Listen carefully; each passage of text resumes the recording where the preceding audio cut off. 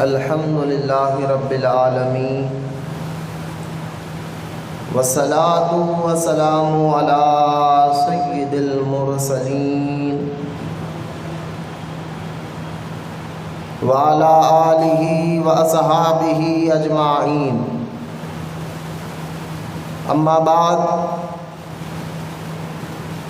فاعوذ باللہ من الشیطان الرجیم، بسم اللہ الرحمن الرحیم، اہدنا الصراط المستقیم صراط الذین انعمت علیہم۔ آمنت باللہ صدق اللہ العلی العظیم، وقال اللہ تعالی بشان حبیبہ الکریم،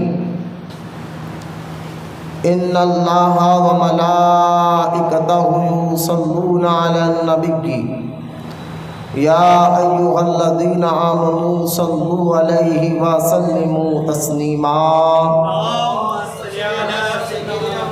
اللہم صل علی سیدنا و مولانا محمد وعلی آلہ وصحبہ افضل صلواتک وعدد معلوماتک وبارک وسلم۔ صلاۃ و سلام علیک یا سیدی یا حبیبی یا رسول اللہ صلی اللہ تعالی علیہ وسلم۔ اما بعد،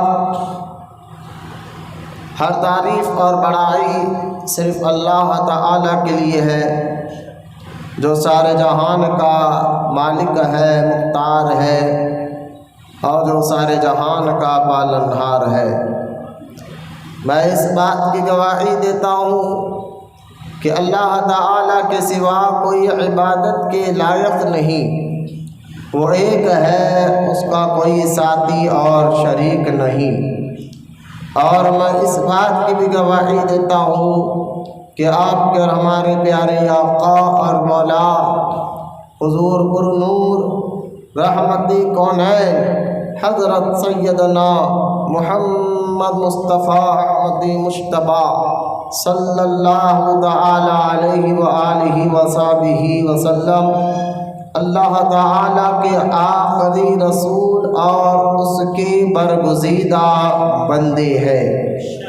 اللہ تعالیٰ حضور اکرم نور مجسم رحمت عالم صلی اللہ علیہ وآلہ وصحبہ وسلم پر، اہل بیت، صحابہ کرام، تابعین اور تبع تابعین، اولیاء امت پر قیامت تک بکثرت رحمتیں اور برکتیں نازل فرماتا رہے۔ محبت سے ایک مرتبہ درود پاک پڑھ لیجیے۔ اللہم صلی علی سیدنا و مولانا محمد وعلی آلہ وصحبہ افضل صلواتک وعدد معلوماتک بارک وسلم۔ صلاۃ و سلام علیک یا رسول اللہ صلی اللہ تعالی علیہ وسلم۔ معزز سامعین، نوجوان ساتھی، بزرگوں، السلام علیکم ورحمۃ اللہ وبرکاتہ۔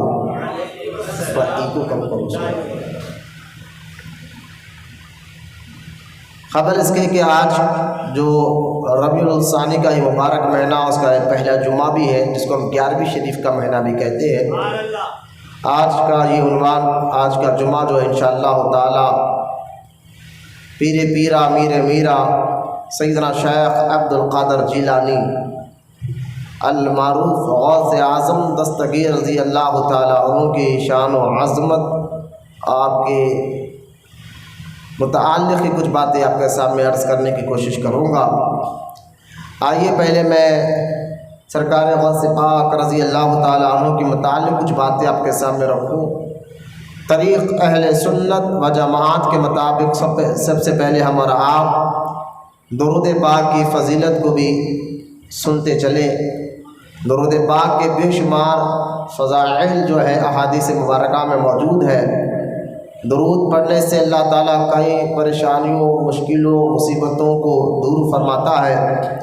ایک رہے کئی احادیث جو ہے کتب احادیث کی کتابوں میں موجود ہے، جیسا کہ ایک حدیث مبارکہ میں آتا ہے، رحمت کونین صلی اللہ تعالی علیہ وسلم نے ارشاد فرمایا کہ اگر تم جب بھی کوئی بات اچھی شروع کرنا چاہتے ہو، نیک بات، کوئی بھی اچھا کام شروع کرنا چاہتے ہو، تو اللہ تعالیٰ کی حمد یعنی اللہ تعالیٰ کی تعریف، اللہ کا ذکر پہلے کرو، اس کے بعد مجھ پر درود پڑھو۔ پہلے اللہ کا ذکر کرو اور اس کے بعد مجھ پر درود پڑھو، اس کے بعد وہ کام شروع کرو جو جائز اچھا کام آپ کرنا چاہتے ہیں، تو اللہ تعالیٰ اس کام میں برکت عطا فرماتا ہے۔ لہذا بے شمار احادیث اس میں یہ بھی پتہ چلا، ہر اچھا کام کرنے سے پہلے درود پڑھ کر اگر وہ کام کیا جائے تو وہ کام ضرور مکمل بھی ہوتا ہے اور اس کام میں اللہ تعالیٰ برکتیں بھی عطا فرماتا ہے۔ درود ایک ایسا وظیفہ ہے جس کے پڑھنے سے اللہ تعالیٰ نیکیاں بھی عطا فرماتا ہے، گناہ بھی معاف فرماتا ہے، اور درود پڑھنے والے کے درجات کو بھی اللہ تعالیٰ قیامت کے دن بلندی عطا فرمائے گا۔ درود پاک دنیا میں بھی کام آتا ہے، قبر میں بھی اور آخرت میں بھی۔ لہذا بزرگان دین نے اپنی کتابوں میں بہت سے ایسی واقعات بھی درود پاک کے اوپر لکھے ہیں جسے پڑھ کر بندے کی عقل حیران ہوتی ہے کہ ایک وظیفہ جو ہر ایک کو پڑھنا آسان بھی ہے، لوگ کہتے کہ کوئی ایسا وظیفہ بتائے جو ہر کام میں وہ کام آئے، تو میں اکثروں کو کہتا ہوں درود پاک ایسا درود بھی نہیں کہ کچھ خاص درود آپ کو یاد ہو وہی درود پڑھنا ہے، بلکہ آپ کو جو درود آتا ہے وہ درود پڑھیے، کیونکہ درود پاک ہی ایک ایسا وظیفہ ہے جو ہر مشکل میں کام آتا ہے، ہر وقت کام آتا ہے۔ اللہ پاک ہمیں کہنے سننے سے زیادہ عمل کی توفیق عطا فرمائے۔ آئیے محبت اور عقیدت کے ساتھ پھر سے ایک مرتبہ مدینی تاجدار آمینہ کے لال سبز گنبد میں آرام فرمانے والے آقا رحمت کونین صلی اللہ علیہ وآلہ وصحبہ وسلم کی بارگاہ اقدس میں درود پاک کا نذرانہ پیش کرے۔ سمجھ کر پڑھیے اللہم صلی علی سیدنا و مولانا محمد وعلی آلہ وصحبہ افضل صلواتک وعدد معلوماتک بارک وسلم صلاۃ و سلاما علیک یا رسول اللہ صلی اللہ تعالی علیہ وسلم۔ سرکار غوث پاک رضی اللہ تعالیٰ عنہ کو اللہ تعالیٰ نے جو مقام و مرتبہ عطا فرمایا ہے، آج تک اور انشاءاللہ قیامت تک آپ کے ولایت کا چرچا جاری و ساری رہے گا۔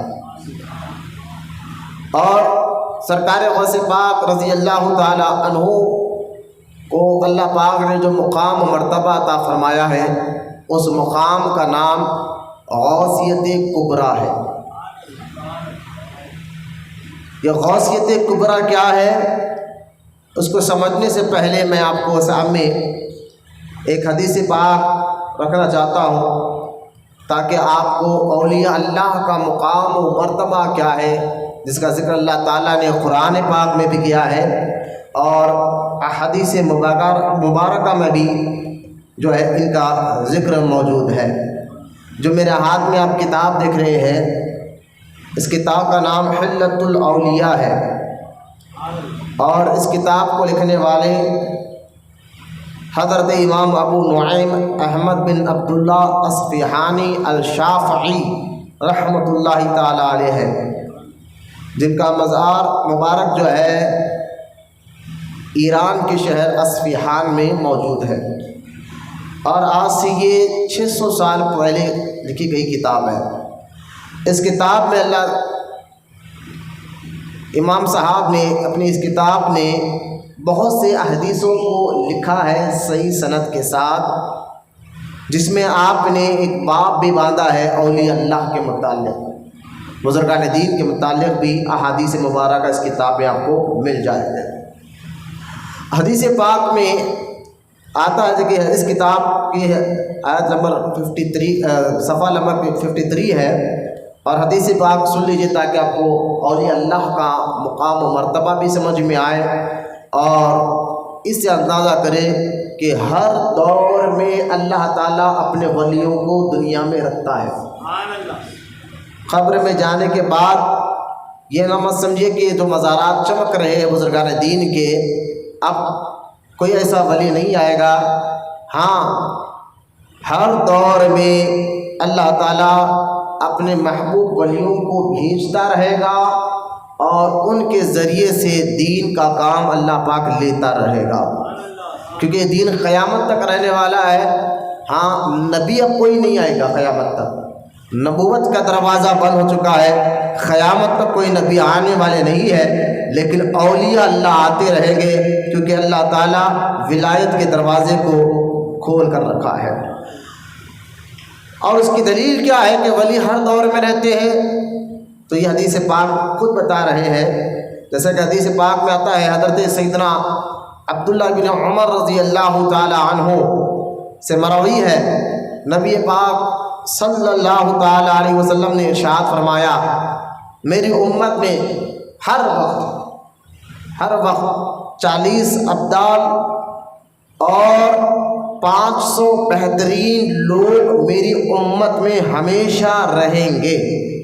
یہ جملہ حدیث پاک کا ہے، یعنی امت محمدیہ صلی اللہ علیہ وسلم جو حضور کی امت ہے، امت اجابت جس کو کہتے ہیں ہم، جو مسلمان جس کو کہتے ہیں، اہل ایمان جس کو کہتے ہیں، اللہ کے رسول صلی اللہ علیہ وسلم فرماتے ہیں اہل ایمان میں ہر دور میں 500 بندے ایسے ہیں گے جو اللہ کے ولی ہیں۔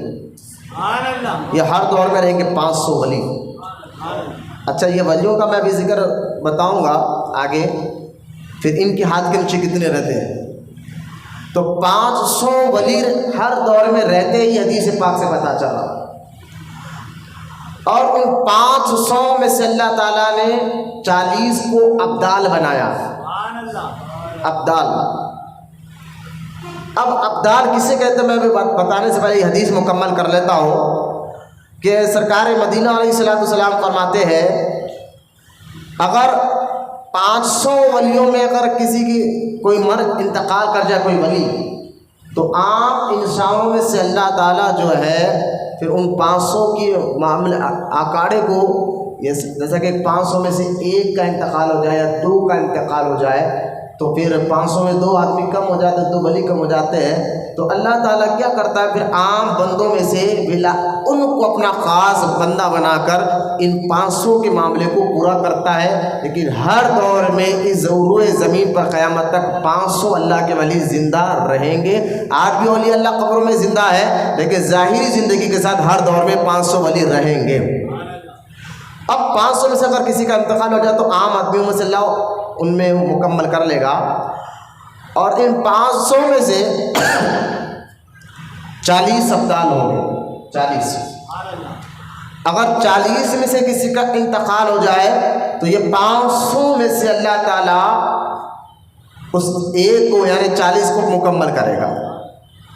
تو صحابہ نے عرض کیا، یا رسول اللہ صلی اللہ علیہ وسلم، جو آپ فرما رہے کہ ہر دور میں 500 ولی رہیں گے، بہترین اللہ کے بندے رہیں گے، اور ان میں سے 40 ان سے بہتر رہیں گے، لیکن آپ بتائیے یہ جو بندے 500 ہر دور میں رہیں گے اور ان میں سے جو 40 ابدال رہیں گے، ان کا ایسا کون سا عمل ہے جس کی وجہ سے اللہ تعالیٰ ان کو یہ مقام عطا فرمائے گا، جس کی وجہ سے اللہ تعالیٰ ان کو یہ مقام و مرتبہ عطا فرمائے گا؟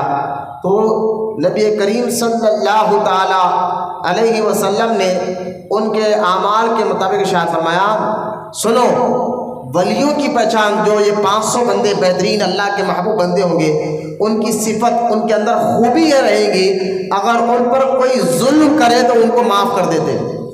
ولیوں کی پہلی پہچان کہ وہ معاف کر دیتے، غصہ نہیں کرتے، چڑچڑپنا نہیں کرتے، ہمیشہ ڈانٹ ڈپٹ نہیں کرتے، بلکہ اگر کوئی ان پر بلا وجہ تنگ بھی ان کو کر رہا ہے، اولیاء اللہ کبھی اپنی ذات کے لیے کسی سے نہیں لڑتے۔ ایک بات یاد رکھیں، ایک ہوتا ہے اپنی ذات کے لیے لڑنا اور ایک ہوتا ہے اللہ کی رضا کے لیے لڑنا، دونوں میں فرق ہے۔ اپنی ذات کے لیے کبھی ولی تلوار نہیں اٹھاتے، نہ کسی سے لڑتے ہیں، نہ کسی سے جھگڑتے ہیں۔ اگر کوئی ان کو گالی بھی دے، کوئی ان کو آ کر لڑے بھی تو وہ معاف کر دیتے ہیں اپنی ذات کے حد تک۔ لیکن اگر کوئی ان کے سامنے دین کا مذاق اڑائے، کوئی ان کے سامنے اللہ اس کے رسول کا مذاق اڑائے، کوئی ان کے سامنے شریعت کا مذاق اڑائے، تو پھر وہ خاموش نہیں بیٹھتے، بلکہ اللہ کی دی ہوئی طاقت سے دین کو ثابت کر کے بتاتے ہیں۔ اس دونوں میں فرق کر. بعض لوگ کہتے ہیں ولی معاف کر دیتے بھائی، بڑے سے بڑا گناہ ہو تو معاف کر دیتے. ارے بھائی ٹھیک ہے معاف کرتے اولیاء اللہ، لیکن کس کو؟ جو ان کی ذات کو تکلیف پہنچانا چاہتا ہے. جیسا کہ اس کی ایک مثال میں آپ کو دیتا ہوں. سارے ولیوں کے سردار سید السادات مولائے کائنات حضرت سیدنا علی المرتضیٰ رضی اللہ تعالیٰ عنہ ایک مرتبہ جہاد کر رہے ہیں، دشمن سے لڑ رہے میدان جہاد میں، لیکن لڑتے لڑتے آپ دشمن کے سینے پہ بیٹھ گئے تو اس دشمن نے آپ کے چہرے مبارک پر تھوکا، مولا علی کے چہرے پر تھوکا تو آپ اس کے سینے پہ سے اٹھ گئے. تو وہ آدمی کہنے لگا کہ اے علی تم چاہتے تو مجھے قتل کر دیتے، مار دے سکتے تھے، لیکن تم نے مجھے چھوڑ کیوں دیا؟ مجھے چھوڑ کیوں دیا؟ تو حضرت مولا علی رضی اللہ تعالیٰ عنہ نے فرمایا کہ سنو، میں گھر سے نکلا تھا تو صرف اللہ کے لیے کہ اللہ کے دشمنوں سے لڑنا ہے، اور میدان میں بھی میں تلوار چلا رہا تھا نا تو اللہ کے دشمنوں سے لڑنے کے لیے چلا رہا تھا، کیونکہ تم رب کے دشمن، میرے نے رب کے دشمن ہو تو اس لیے تم سے لڑ رہا تھا. لیکن اچانک تم نے میرے چہرے پر تھوک دیا تو اب میرا غصہ بھی اس میں شامل ہو گیا. تو مولا علی نے فرمایا میں اپنے لیے کوئی کام نہیں کرتا ہوں، جو بھی کرتا ہوں اللہ کی رضا کے لیے کرتا ہوں، اس لیے میں نے تجھے معاف کر دیا، چھوڑ دیا. تو اس آدمی نے کہا کہ آپ کا یہ دین، آپ کے نبی کا لاہوا دین جو ہے ایسا اخلاق سکھاتا ہے لوگوں کو، ایسی باتیں سکھاتا ہے. اس نے فوراً کلمہ پڑھ کر مسلمان ہو گیا. تو اس واقعے سے پتہ چلا کہ اللہ والے، اللہ کے محبوب بندے اپنی ذات پہ اگر ان کو کوئی ذاتی طور پر دشمنی کر رکھے، ان کو گالی دے، ان کے بارے میں غیر غلط باتیں کرے، تو ایسے لوگوں کو تو وہ معاف کر دیتے ہیں، لیکن اللہ کے دشمنوں اور دین کے دشمنوں کو وہ کبھی معاف نہیں کرتے. تو یہاں اولیاء اللہ کی جو صفت بیان کی جا رہی ہے حدیث پاک میں، جب صحابہ نے پوچھا حضور یہ جو 500 بندے ہر دور میں اللہ رکھے گا ان کے اندر کیا کیا کوالٹیز رہے گی، خوبیاں کیا کیا رہے گی، تو سرکار مدینہ علیہ السلام نے جو ارشاد فرمایا پہلی خوبی یہ ہوگی جو ان پر ظلم کرے گا وہ انہیں معاف کر دے گا. تو یہاں اس سے مراد دین کے دشمن نہیں، وہابی بدعقیدہ نہیں. لوگ اس سے کہتے ہیں بھائی مولانا ذرا نرمی سے بات کریے، آپ جو ہے وہابیوں کو بدعقیداؤں کو اتنا بھیانک کیوں بولتے ہیں، یہ اللہ والوں کی پہچان نہیں ہے. میں نے کہا واقعی اگر اٹھا کر دیکھیں غنیۃ الطالبین، یہ غوث اعظم کی لکھی ہوئی کتاب ہے غنیۃ الطالبین، اس کتاب کو اگر آپ پڑھیے، ہم صرف غوث اعظم کو 11ویں کے نام تک جانتے ہیں، یا جھنڈا گھر پر لگانے کے نام تک جانتے ہیں، یا کوئی مصیبت آئے تو غوث اعظم کو پکار لیتے ہیں. یقیناً جھنڈا لگانا بہت اچھی بات ہے گھروں پر غوث پاک کے نام کا، یقیناً غوث اعظم کے نام کی 11ویں کرنا بہت اچھی بات ہے، اس میں کوئی شک نہیں ہے. مشکل کے وقت، مصیبت کے وقت یا غوث المدد کہنا کوئی شک کی بات نہیں ہے. یقیناً اللہ کی دی ہوئی طاقت سے غوث اعظم ضرور مدد کرتے ہیں، ضرور اپنے چاہنے والے پر کرم فرماتے ہیں. لیکن میں آپ کو یہ بتانا چاہتا ہوں کہ غوث اعظم کو صرف اس حد تک نہ سمجھے، بلکہ غوث اعظم کی کتابوں کو پڑھے. غوث اعظم دستگیر رضی اللہ تعالیٰ عنہ نے جہاں اپنے مریدوں پر محبت، شفقت، اپنے چاہنے والوں پر مدد کی ہے، وہیں پر غوث اعظم نے اللہ کے دشمنوں کو معاف نہیں کیا، بلکہ اپنی کتاب میں اپنے دور کے بدعقیداؤں کو آپ نے ان کی جو ہے چھٹیوں کو ان کے پول کھول کر رکھ دی اور لوگوں کو بتایا کہ جو اللہ اور رسول کا اور دین کا دشمن ہے وہ تمہارا دوست نہیں ہو سکتا، نہ تم سے نرمی اختیار کرو، نہ تم سے محبت کرو. خود غوث اعظم نے اپنی کتاب غنیۃ الطالبین میں کئی فرقوں کے بارے میں کھل کر لکھا اور اپنے مریدوں کو سمجھایا ہے. تو دین کے دشمنوں کے متعلق کھل کر بولنا یہ غوث اعظم کا بھی کام ہے. یاد رکھیے آپ، صرف غوث پاک اور لوگ بات کہتے ہیں نا ولی کسی کو برا نہیں کہتے، یقیناً برا نہیں کہتے، میں یہ سکھا، لیکن کس کو؟ جو ان سے لڑے، جو ان کی ذات سے لڑے. لیکن جو اللہ کا دشمن ہو، جو دین کا دشمن ہو، جو رسول اللہ کا دشمن ہو، ان سے اولیاء اللہ آنکھ میں آنکھ تک نہیں ملاتے، بلکہ اپنے قریب آ کر بیٹھنے کی اجازت نہیں دیتے. یہ اولیاء کی پہچان ہے. مانو یہ حدیث میں جو آیا ہے کہ ولی وہ ہوتا ہے جو اپنے دشمنوں کو معاف کر دیتا ہے. تو کون سا دشمن؟ ایک رب کا دشمن ان کو معاف نہیں کرتا، اپنی ذات کے دشمنوں کو معاف کر دیتا ہے. تو یہاں سرکار مدینہ صلی اللہ تعالیٰ علیہ وسلم نے ان کی صفت کو بیان کرتے فرمایا کہ وہ جو 500 لوگ ہر دور میں رہیں گے تو ان میں سے خوبی یہ رہے گی کہ وہ اپنے جو ہے دشمنوں کو جو ان پر ظلم کرے اسے معاف کر دیتے ہیں، اور جو ان سے برائی کرے وہ ان سے بھلائی کرتے ہیں. جو اگر کوئی غلط کام کرے پھر بھی اس کی بھلائی کا خیال کرتے ہیں. یہ دیکھیے ولیوں کی کوالٹی سے بتا رہا ہوں میں، بزرگوں کی پہچان. سمجھیے آپ اس باتوں کو کہ باتوں کو ذہن میں رکھے. آپ کو یہ بات کیا کہا، اگر کوئی ان سے برائی بھی کرے تو پھر بھی اس کا اچھا ہی سوچتے ہیں. کوئی ان کے ساتھ غلط دھوکہ بھی دے تو پھر بھی اس کے ساتھ اچھا ہی سوچتے ہیں. یہ بزرگوں کی کوالٹیز ہے. تو اس سے اندازہ کر لے کہ جب بزرگان دین اپنے سے برا کرنے والوں کے ساتھ بھی اچھا کرتے ہیں تو جو ان کے مزارات پر آ کر اچھا کرتے ہیں تو یہ کیسے ہو سکتا ہے؟ تھوڑا اپنی عقل سے بات بتائے. کیونکہ ان کے دربار میں آ کر نیاز نہ کرے تو ان کو کیسا، وہ لوگ کہتے ہیں نا ہم نے نیاز نہیں کی اس لیے اسماعیل شاہ قادری پریشان کر رہے ہیں معاذ اللہ. یہ کہنا کہ نیاز نہیں کرنے پر بزرگان دین پریشان کرتے ہیں، یہ عورتوں کے بنائے ہوئے چوچلے ہیں، یہ دین کے خلاف باتیں ہیں، یہ شریعت کے خلاف باتیں ہیں، اور کوئی بھی ولی دین کے خلاف باتوں کی اجازت نہیں دیتا. ایسا نہیں ہے کہ نیاز نہیں کرے تو بزرگ پریشان کر دیتے ہیں، فاتحہ نہیں دلا تو 11ویں نہیں کرو گے تو غوث اعظم پریشان کر دیں گے. ایسا نہیں ہے، بلکہ جو ہے ان کے ساتھ اگر کوئی برائی بھی کرے ہو بھی برا، اس کے ساتھ بزرگان نے اچھا کام کرتے ہیں. تو اپنے چاہنے والوں کو کیا وہ برا نقصان پہنچائیں گے؟ یہ بزرگوں کی صفت فرمائے. اور تیسرا کہ سرکار مدینہ علیہ السلام فرماتے ہیں تیسری خوبی ان کے اندر یہ رہے گی کہ اللہ نے جو کچھ انہیں عطا کیا عطا فرمایا اس سے لوگوں کی غمخواری کرتے ہیں. بولے تین صفتیں اور بھی اولیاء اللہ کی پہچان کے لیے، یعنی ان کے اندر کوالٹیز، ان کے اخلاق، ان کی مزاج کئی حدیث میں آیا ہے. لیکن یہاں بزرگان دین کے 3 صفتوں کو حدیث میں بیان کیا گیا کہ پہلی صفت یہ کہ جو ان پر ظلم کرے ان کو معاف کر دیتے ہیں. بولتے رہی سبحان اللہ. دوسری صفت اگر کوئی ان سے برائی بھی کرے تو ان کے ساتھ اچھا کرتے ہیں. اور تیسری صفت جو اللہ نے ان کو دیا ہے اس سے لوگوں کی مدد کرتے ہیں. اب غور کریں بزرگان دین کو اٹھا کر پڑھیے آپ. میں بھی غوث اعظم کو ہی پڑھوں گا. اگر غوث اعظم دستگیر کے پاس ظاہری دولت الحمدللہ بے شمار تھی، پیسہ درہم دینار بے شمار تھا، کس طرح غریبوں یتیموں بیواؤں کی مدد غوث اعظم اپنے دور میں کرتے تھے، اور ظاہری مال سے بھی لوگوں کی مدد کرتے تھے، اور لوگ پریشان ہو جائے تو رب سے دعا کر کر لوگوں کی مدد کیا کرتے تھے. یہ اولیاء اللہ کی پہچان ہے. اب یہاں میں آپ کو حدیث مکمل میں نے کر لیا ہے، اس لیے دیکھیے آپ ایک اور حدیث میں آیا ہے. اب ولیوں کی اتنی پہچان ہے تو ان سے محبت کرنے والا رب سے محبت کرتا ہے. اگر واقعی میں سمجھیے بات کو، جس کے دل میں اللہ سے محبت ہو، جس کے دل میں رسول سے محبت ہو، تو مجھے بتائیے کہ جو اللہ سے محبت کرتا ہو تو کیا اللہ کے دوست سے وہ دشمنی کرے گا؟ جس کے دل میں واقعی اللہ سے محبت ہو تو اللہ کے دوستوں سے دشمنی نہیں، اللہ کے دوستوں سے محبت کرے گا. یہ اس کی پہچان ہے.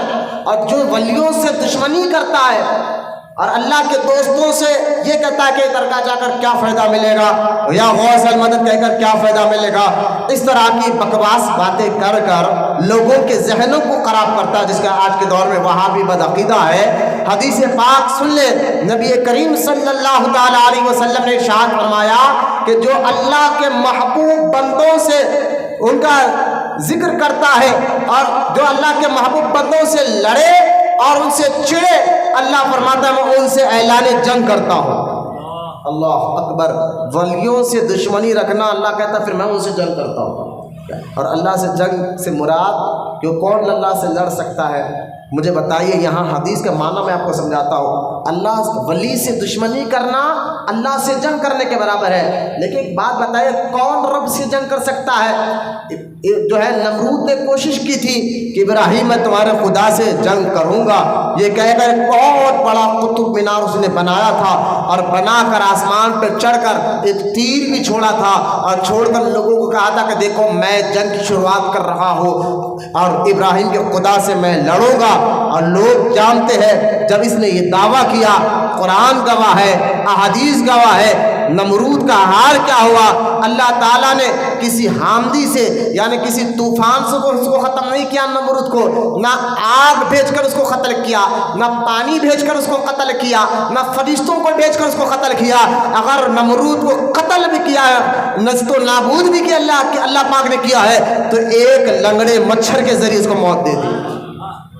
ایک مچھر، اور مچھر میں بھی لنگڑا مچھر حدیث میں آ جاتا ہے، مچھر میں بھی ایک لنگڑا مچھر جو ہے وہ اللہ کے بنائے ہوئے مخلوق ایک مچھر سے اگر کوئی مقابلہ نہیں کر سکتا تو رب سے مقابلہ کون کر سکتا ہے؟ پھر اس حدیث کا مطلب کیا جو حضور فرما رہے ہیں، جو ولیوں سے دشمنی کرتا ہے وہ اللہ سے جنگ کرنے کے برابر کرتا ہے۔ تو علماء فرماتے اس حدیث کا مطلب یہ ہے ولیوں سے دشمنی کرنے والے کا ایمان پھر خاتمہ نہیں ہوتا، یعنی اس کا ایمان ضرور ختم ہو جاتا ہے، وہ کافر ہو کر مرتا ہے۔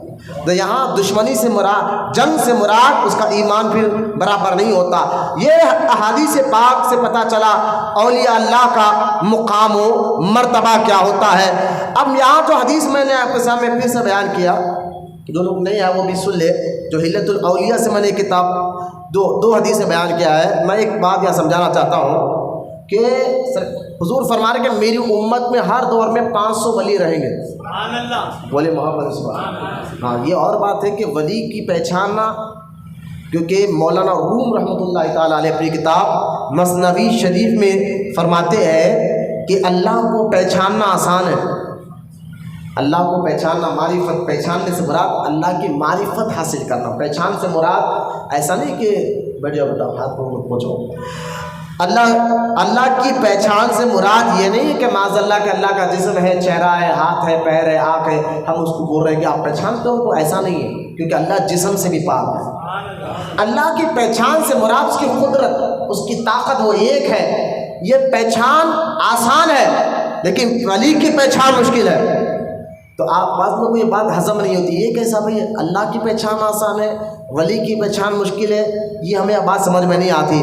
تو میں آپ کو آسان کر کے بتاتا ہوں سمجھنے کے لیے، جو مولانا، یہ میں نے نہیں کہا ہے، مولانا جلال الدین رومی رحمۃ اللہ تعالیٰ نے کہا ہے اپنی کتاب مثنوی شریف میں۔ یہ مشہور کتاب ہے، بیان ریکارڈ بھی ہوتا ہے، تو یہ حوالے بھی ریکارڈ میں جاتے، اس لیے میں یہ باتیں کتابوں کے نام بولتے بیان آگے بڑھا رہا ہوں کہ رب کی پہچان آسان کیسے ہے کہ اس کی دیکھیے، اگر رب کی پہچان سمجھنا ہے تو یوں سمجھیے اپنی عقل سے کہ بغیر پلروں کا آسمان کھڑا کیسا ہے؟ بغیر پلروں کا آسمان کھڑا ہوا ہے، اور اتنی بڑی فرش زمین کو بھجا دیا۔ اگر رب کی پہچان، اگر دیکھو رب کی پہچان کا سب سے بڑا ذریعہ ہمارے نبی کی ذات ہے۔ پہلے تو میں سمجھانا ہوں، نبی کی ذات ہے علیہ الصلوۃ والسلام، تو اولیاء اللہ ہے۔ لیکن اگر اس کے ہٹ کر بھی آپ سوچیں، آپ سمندر کو دیکھ لیں، سمندر کی گہرائی کتنی ہے اس کا اندازہ ہر کوئی نہیں لگا سکتا، لیکن سمندر پھر بھی زمین کے لیول ہے، نہ زیادہ نیچے نہ زیادہ اوپر آ جائے تو پھر دنیا ڈوب جائے، اتنے بھیانک سمندر۔ کیونکہ دنیا کا یوں سمجھے، سمجھانے کے لیے 20% حصہ پوری دنیا میں اگر زمین ہے تو 80% حصہ پانی ہے، یہ سب کو معلوم ہے، جانتے جو لوگ اسکول پڑھتے، کالج پڑھتے ہیں یہ جانتے ہیں۔ تو لہٰذا اگر سمندر کا اپنے لیول پر رہنا یہ بھی بتا رہا ہے کہ اس کو کوئی ٹھہرا کر رکھا ہے، آسمان کو بغیر پلر کے ٹھہرانا یہ بھی بتا رہا ہے اس کو کوئی بنایا ہے، اور چاند سورج کا اپنے وقت پر آنا جانا یہ بھی بتا رہا ہے کوئی ہے جو چاند اور سورج تاروں کو کنٹرول کر رہا ہے۔ تو عقل بھی کہتی ہے کہ یہ رب ہے، وہ ایک ہے۔ تو لہٰذا رب کی پہچان آسان ہے، ولی کی پہچان مشکل کیوں؟ تو مولانا روم فرماتے ہیں کہ دیکھو کہ تمہارے آپ کے سامنے، کیونکہ ولی کا جسم ہوتا ہے، وہ انسان ہی ہوتے نا، کوئی فرشتے تھوڑی ہوتے، ولی انسان ہی ہوتے، انسانوں میں اللہ کے محبوب ہوتے ہیں۔ جیسا کہ آپ دیکھیں، میں وہ سمجھا رہا ہوں، ایک انسان ہے، ایک عام انسان ہے، ایک وہ انسان ہے تو انسان ہے لیکن ہے اس کو پولیس والا، تو جس کو ہم انگلش میں کہتے ہیں کہ ہے تو انسان ہے کہ وی آئی پی شخصیت ہے، ویری امپورٹنٹ شخصیت ہے تو انسان لیکن وی آئی پی ہے. اسی طرح ہم تمام ہے تو انسان لیکن جو اللہ کے محبوب ہوتے ہیں وہ وی آئی پی ہو جاتے ہیں، اور اللہ تعالیٰ جو ہے ان کو ایک خاص مقام و مرتبہ عطا فرماتا ہے. لیکن سمجھانے کے لیے ایک بات کہتا ہوں، ولی کو پہچاننا مشکل کیوں ہے؟ تو ہے وہ انسان، ہم بھی انسان، وہ بھی انسان ہے، وہ بھی اٹھتے بیٹھتے کھاتے پیتے، ہم بھی اٹھتے بیٹھتے کھاتے پیتے ہیں، لہٰذا اس دکھنے میں ہماری طرح دکھتے ہیں، اس لیے ہم اس کو آسانی سے پہچان نہیں سکتے. لیکن ہاں مولانا روم فرماتے ہیں ولی کو ولی ہی پہچانتا ہے، ولی کو ولی پہچانتا ہے. تو ہر دور میں ولی رہتے ہیں، پہچان ہم نہیں کر سکتے، لیکن ان کو پہچاننا ہے تو جو قرآن کی سمجھ رکھتا ہے ان سے پوچھو، ان کو پہچاننا ہے جو احادیث کی سمجھ رکھتا ہے ان سے پوچھو، وہ اولیاء اللہ کی پہچان آپ کو بتائیں گے. الغرض میں آپ کو بتا رہا ہوں سرکار کی حدیث، سرکار نے کیا فرمایا، میری امت میں ہر دور میں، یہ 2023 چل رہا ہے، اب کب تک چلے گا، 2030 ہو تو 2040 جو بھی ہے، جب تک دنیا رہے گی، سرکار کے یہ حدیث کے مطابق ہر دور میں سرکار نے فرمایا میری امت میں 500 ولی رہیں گے. بس بولے محبت سے وہ ہر دور میں. اب یہ 500 ولی رہتے کہاں ہیں؟ بغداد میں، عراق میں، شام میں، یا کسی خاص مقام پر رہتے ہیں؟ تو نہیں جناب، وہ خاص مقام پر رہنے والے بزرگ الگ ہیں، میں ان کی بھی بات بتاؤں گا. لیکن یہ 500 ولی ہر دور میں ہر علاقے میں رہتے ہیں، ہر شہر میں رہتے ہیں. آج انہی کی وجہ سے تو یہ دنیا چل رہی ہے، ورنہ گناہ ہمارے اتنے ہیں، خطائیں ہمارے اتنے ہیں، تو ہم تو مسجد کے مسلمان رہ گئے ہیں. مسجد کے اندر بیٹھے تو سر پر ٹوپی بھی رہتی ہے، جی جی سبحان اللہ نکلتا ہے، مسجد کے باہر جائے تو ہمیں پتہ ہی نہیں چلتا کہ ہم کون ہیں. لہٰذا ہمارے حالات، ہمارے حرکتیں ایسی ہو گئی ہے جو ہمیں خود کو شرم آ جائے کہ نہ ہمیں دین کے بارے میں مکمل پتہ ہے. صرف نماز بھی ہماری مکمل ادا نہیں کی جاتی، اور جمعہ کی نماز بڑی مشکل سے ہم پڑھ لیتے ہیں، مسجد میں بڑے گھنٹے وقت گزار لیا تو ہم بہت بڑا کام سمجھ رہے ہیں، ورنہ ہمارے اعمال، ہماری حرکتیں تو ایسی ہے کہ اب عذاب آ جائے پتہ نہیں. لیکن یہ سرکار کا صدقہ ہے، یہ اولیاء اکرام کا کرم ہے کہ اللہ کا عذاب بچا ہوا ہے. یہ میں نہیں کہہ رہا ہوں، مشکات شریف میں حدیث پاک ہے، نبی کریم صلی اللہ علیہ وسلم نے ارشاد فرمایا میری امت میں جو اولیاء اللہ رہیں گے یہ دعا کریں گے تو ان کی دعا کی برکت سے اللہ تعالیٰ مصیبتوں کو بھی ختم فرمائے گا، پریشانیوں کو بھی ختم فرمائے گا، بارش بھی بھیجے گا، اور سوکھی زمین کو ہرا بھرا بھی رکھے گا. تو لہٰذا حضرت کو نیند آئی کیا پوچھو، نیند آئی تو منہ پہ ہاتھ کر کے رہیے سر. ہاں بالکل اطمینان ہو کر بیٹھیے، چہرے میں دیکھ رہا ہوں. اور آپ اللہ کے گھر میں بیٹھے، ماشاء اللہ مسجد میں بیٹھے رہنا بھی عبادت ہے. آپ بالکل اطمینان سے بیٹھے ہیں. اور یہ باتیں ایسی ہیں، قرآن حدیث میں پھر کہتا ہوں یہ میرا بیان کے معاملہ نہیں ہے، قرآن کا ادب ہے، اس کا ادب کیا جائے گا نا. قرآن حدیث تقریر جو ہو رہی ہے وہ قرآن کی باتیں، حدیث کی باتیں ہو رہی ہے، اس کا ادب کیا جانا ہر مسلمان کے لیے لازم اور ضروری ہے. ادب کے ساتھ سنیں، دل کے کانوں سے سنیں، تاکہ آپ کا ایمان و عقیدہ دونوں بھی مضبوط ہو. اور غوث اعظم کو صرف 11ویں کے حد تک نہ رکھے، صرف فاتحہ کے حد تک نہ رکھے، غوث اعظم کی زندگی کے کارنامے کو بھی سمجھیے کہ آپ نے اپنے دور میں کس طرح کام کیا ہے، اور آج تک اور قیامت تک آپ کی ولایت کا چرچا رہے گا انشاءاللہ. لہذا سرکاریں، میں آپ کو بتا رہا ہوں کہ ولی ہر دور میں ہوتے ہیں، ان کی پہچان ذرا مشکل ہے، لیکن اولیاء اللہ میں رتبے بھی ہوتے ہیں، مقام و مرتبے بھی ہوتے ہیں ہر وقت. جیسے کہ حدیث میں آیا کہ 40 ابدال رہے، تو یہ ابدال کون ہے؟ تو یہ ذکر حدیث میں ابدال کا بھی آیا ہے، قطب کا بھی آیا ہے، قبا کا بھی آیا ہے، نجما کا بھی آیا ہے. اب دیکھیں ولیوں کے یہ رینک بتا رہا ہوں میں آپ کو. جیسا کہ آپ دیکھیے پولیس کا محکمہ ہوتا ہے نا، پولیس کا ایک محکمہ. مثال دے رہا ہوں سمجھانے کے، بہت آسان مثال دے رہا ہوں، اس سے آپ کو اولیاء اللہ کے رینک رتبے آپ کو سمجھ میں آئیں گے انشاءاللہ. تو اس طرح ایک پولیس کا محکمہ ہوتا ہے. اب سارے تو ہے ہی پولیس، یعنی اسٹیشن میں ہے تو پولیس، لیکن ہر پولیس والے کا مقام نہیں، رتبے الگ الگ ہے نا. ہے تو جاب ایک ہی، گورنمنٹ جاب پولیس کا، حکومت کا، لیکن ان میں رینک الگ ہوتے ہیں، رتبے الگ ہوتے ہیں. تو ولی تو ہے سب اللہ کے محبوب، ولی تو ہوتے ہی سب اللہ کے محبوب، لیکن ان کے اندر مقام و مرتبے بھی الگ ہوتے ہیں. یہ ہم نے نہیں اللہ نے رکھے. اگر آپ بولے کہ وہ کیسا بھائی, میں نے کہا بھائی دیکھو اس کو اور آسان کر بتاتا ہوں. ایک بچہ بھی انسان ہے, باپ بھی انسان ہے, دونوں انسان ہے, باپ بیٹے دونوں انسان ہیں. لیکن مجھے بتائیے کہ بیٹا باپ کو گندے کھندے میں ہاتھ ڈال کر بولے کیا رہے بھائی خیریت سے, ایسا بولتا ہے کیا؟ نہیں, ہے تو انسان ہے نا, دونوں بیٹا باپ دونوں انسان ہے. لیکن کوئی بیٹا اپنے باپ کے گردن میں ہاتھ نہیں ڈالتا, کوئی بیٹا باپ کی آنکھ, میں شریف بچوں کی بات کر رہا ہوں, کوئی اپنا بیٹا اپنے باپ کی آنکھ میں آنکھ ملا کر بات نہیں کرتا, کوئی صحیح شریف بیٹا. تو ہے تو دونوں انسان, لیکن دونوں میں فرق کیا ہے؟ کہا فرق رتبے اور درجے کا ہے, کہ باپ کا مقام اور ہوتا ہے, بیٹے کا مقام اور ہوتا ہے. تو یہی تو آپ کو سمجھانا چاہتا ہے تو سارے انسان ہے, لیکن ولیوں کا مقام اور ہوتا ہے, عام انسانوں کا مقام اور ہوتا ہے. تو لہٰذا اولیاء اللہ میں رینک ہوتے ہیں, جیسا کہ پولیس محکمے میں رینک ہوتے ہیں, کہ ایک ہوتا ہے جو ہے نا کانسٹیبل, دوسرا ہیڈ کانسٹیبل, اور ایک ہوتا ہے ایس آئی, تو کوئی ہوتا ہے سی اے سرکل, تو کوئی ہوتا ہے کمشنر, تو کوئی ڈی جی پی. اس طرح کے جو رینک ہوتے ہیں, اور جتنا بڑا رینک والا پولیس والا اس کے ہاتھ کے نیچے لوگ ہوتے ہیں, ہاتھ کے نیچے کمشنر کے ہاتھ کے نیچے پورے کئی پی ایس ہوتے ہیں. ایک حیدرآباد کا کمشنر ہو تو اس کے ہاتھ کے نیچے کتنے پی ایس اور کتنے پولیس والے اس کے اشارے پہ کام کرتے ہیں. تو جتنا بڑا رینک ہوتا ہے اس کے ہاتھ کے نیچے اتنے بڑے لوگ, اتنے زیادہ لوگ رہتے ہیں. اسی طرح اولیاء اللہ میں جو ابھی نام لے رہا تھا بزرگان دین میں, تو یہ عام بزرگوں کی نہیں, عقبا, نجما, اتقیاء, اصفیاء, یہ نام سنتے جائیے. عقبا, نجما, اتقیاء, اصفیاء, اوتار, داتار, خطب, عبدال. بولے وہاں پر سبحان اللہ. تو یہ جو میں نام آپ کو لے رہا ہوں, یہ نام میں ہاتھ کے نیچے والوں کا نہیں لے رہا ہوں, بلکہ ان میں رینک والوں کے نام لے رہا ہوں.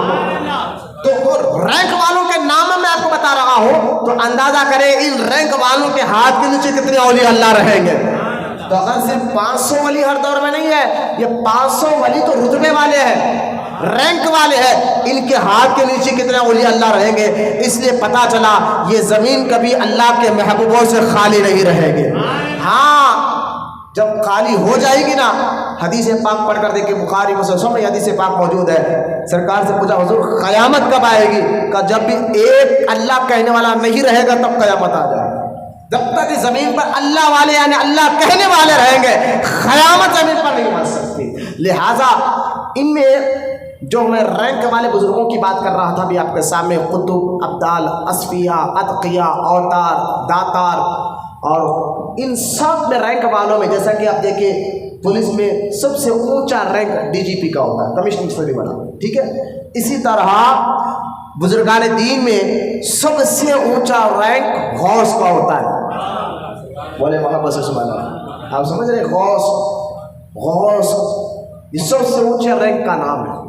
اور غوث اعظم دستگیر جو ہم نام لیتے ہیں حضور پیرانی پیر کا, کوئی پیرانی پیر کے نام سے جانتا ہے, کوئی غوث اعظم کے نام سے جانتا ہے. تو غوث اعظم کہو یا پیرانے پیر کہیے, پیروں کے پیر کہیے, یہ آپ کا نام نہیں ہے, یہ آپ کا رینک ہے, یہ آپ کا رینک ہے. تو یہ سب سے اونچا ولیوں میں جو رینک ملتا ہے بزرگوں کو, وہ غوث کا ملتا ہے. اچھا ٹھیک ہے, غوث میں 2 قسم کے غوث ہوتے ہیں, ایک غوثیت کبریٰ اور ایک ہے غوثیت صغریٰ. کبریٰ اور صغریٰ یہ عربی لفظ ہے نا, کبریٰ اور صغریٰ. کبریٰ کا معنی بڑا, صغریٰ کا معنی چھوٹا, ٹھیک ہے.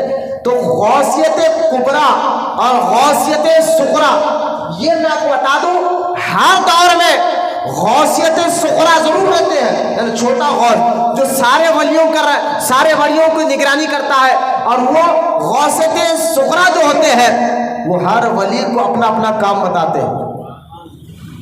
بیٹا کمر میں درد ہے کیا؟ اوکے, آپ کے پیچھے نبی پیچھے بیٹھے سو, کچھ درد ہے کیا بیٹا آپ کو؟ ورنہ ٹیکا لے کر نہیں بیٹھنا. ہاں آپ کو درد ہے تو بیٹھیے, اور آپ اللہ کے گھر میں بیٹھے بالکل ادب کے ساتھ, پھر دیکھیے میں لوگوں کو دیکھ کر کبھی تقریر نہیں کرتا ہوں، میں چہرے دیکھ کر تقریر کرتا ہوں، کیونکہ ہماری محنت پر تھوڑا چہروں سے بتائی کہ مولانا ہم بات سمجھ رہے ہیں، ایک بھی سنا تو ہمارے لیے کافی ہے۔ میں ہزاروں کا مجمع ہونا، لاکھوں کا مجمع ہونا میں کبھی سوچتا ہی نہیں، کیونکہ بیان اللہ کی رضا کے لیے کیا جاتا ہے۔ تو قرآن حدیث کی باتیں تو چہرے میں حشاشی لائیے، سمجھنے کی کوشش کریے، جیسا کہ معاذ اللہ میں آپ کو تانا نہیں کروں گا، کسی کو کہہ رہا ہوں مجھے اچھا گمانے آپ کے لیے، لیکن آج جو نا لوگ فلم اسٹاروں کو سمجھتے ہیں، روڈیوں کو، پہلوانوں کو، سود خوروں کو سمجھتے ہیں، میں اللہ کو سمجھنے کا کوئی فائدہ بھی نہیں ہے۔ اسی طرح ان کو دماغ سے ہٹائیے، جب کسی فلم کو، ڈرامے کو غور سے دیکھ کر سمجھتے ہیں، میں نے کہا اللہ ہمیں محفوظ رکھے ان کاموں سے، ان باتوں کو غور سے سنے جو میں آپ کو بتا رہا ہوں، اور سمجھیے آپ کی زندگی میں بدلاؤ آئے گا انشاءاللہ، ایک انقلاب پیدا ہوگا، آپ کا یقین اللہ پر ہے، آپ یقین لیکن اور یقین زیادہ مضبوط ہو جائے گا انشاءاللہ۔ لہذا غوثیت کبریٰ، غوثیت صغریٰ، غوثیت صغریٰ یعنی جو چھوٹے غوث ہوتے ہیں وہ ہر دور میں آتے رہیں گے، اور یہ چھوٹا غوث سارے ولیوں کی نگرانی کرتے رہے گا، یعنی ڈیوٹیاں دیتے رہے گا اللہ کے حکم سے، لیکن غوثیت کبریٰ جو اس غوث کے بھی غوث ہے وہ شیخ عبد القادر جیلانی، بغداد میں آرام فرمانے والے غوث اعظم صغیر کا ہی مقام و مرتبہ ہے۔ تو ہمارے غوث اعظم جو بغداد میں آرام کر رہے ہیں نا، یہ غوثیت کبریٰ کے مقام پر ہے، سمجھیے بات کو، غوثیت کبریٰ کے مقام پر ہے۔ یہاں پر ایک اور بات میں کہتا ہوں کہ غوث اعظم کا ایک قول ہے غوث پاک کا، جو ساری کتابوں میں لکھا ہے، بہجت الاسرار میں بھی لکھا گیا ہے، اور بہت سے بزرگان دین نے اپنی کتابوں میں غوث اعظم کے اس فرمان کو لکھا ہے، اور بڑی معتبر بات ہے، صحیح بات ہے۔ غوث اعظم نے واقعی یہ بات کہی ہے، وہ کون سی بات ہے کہ غوث اعظم ایک مرتبہ بغداد کے ایک ممبر پر، مسجد کے ممبر پر بیٹھ کے بغداد میں یہ اعلان فرمایا تھا کہ میرا یہ قدم سارے ولیوں کی گردنوں پر ہے، میرا یہ قدم سارے ولیوں کی گردنوں پر ہے۔ تو یہاں ایک اعتراض کرنے والے اعتراض کرتے ہیں، وہابی بدعقیدہ کہتے ہیں یہ کیا، یہ غوث اعظم کا ختم صحابہ پر بھی ہے، غوث اعظم کا ختم کیا اماموں پر بھی ہے؟ تو ذرا اس کی بات بھی آپ سن لیجیے کہ یہاں غوث اعظم کے بعد جتنے ولی ہیں، یہاں صحابہ مراد نہیں ہے، صحابہ کا مقام دیکھیں، ولی کا معنی اللہ کے قریب، ولی کا معنی کیا ہے؟ اللہ کے قریب، یہ میرا میاں میرے قریب ہے، تو یہ ولی اس کو کہہ رہا ہوں میں، تو سمجھ جا، اللہ جسم جسمانیت سے پاک ہے، لیکن میں سمجھانے کے لیے کہہ رہا ہوں میاں میرے قریب ہے تو یہ میرا ولی، آپ کے قریب جو بیٹھے ہیں وہ آپ کے ولی، تو ولی کا معنی قریب کو کہتے ہیں، ٹھیک ہے؟ اور سب سے زیادہ اللہ کے قریب نبیوں کی ذات ہوتی ہے، انبیاء ہوتے ہیں، اور انبیاء میں سب سے زیادہ قریب ہمارے آقا محمد رسول اللہ کی ذات ہے۔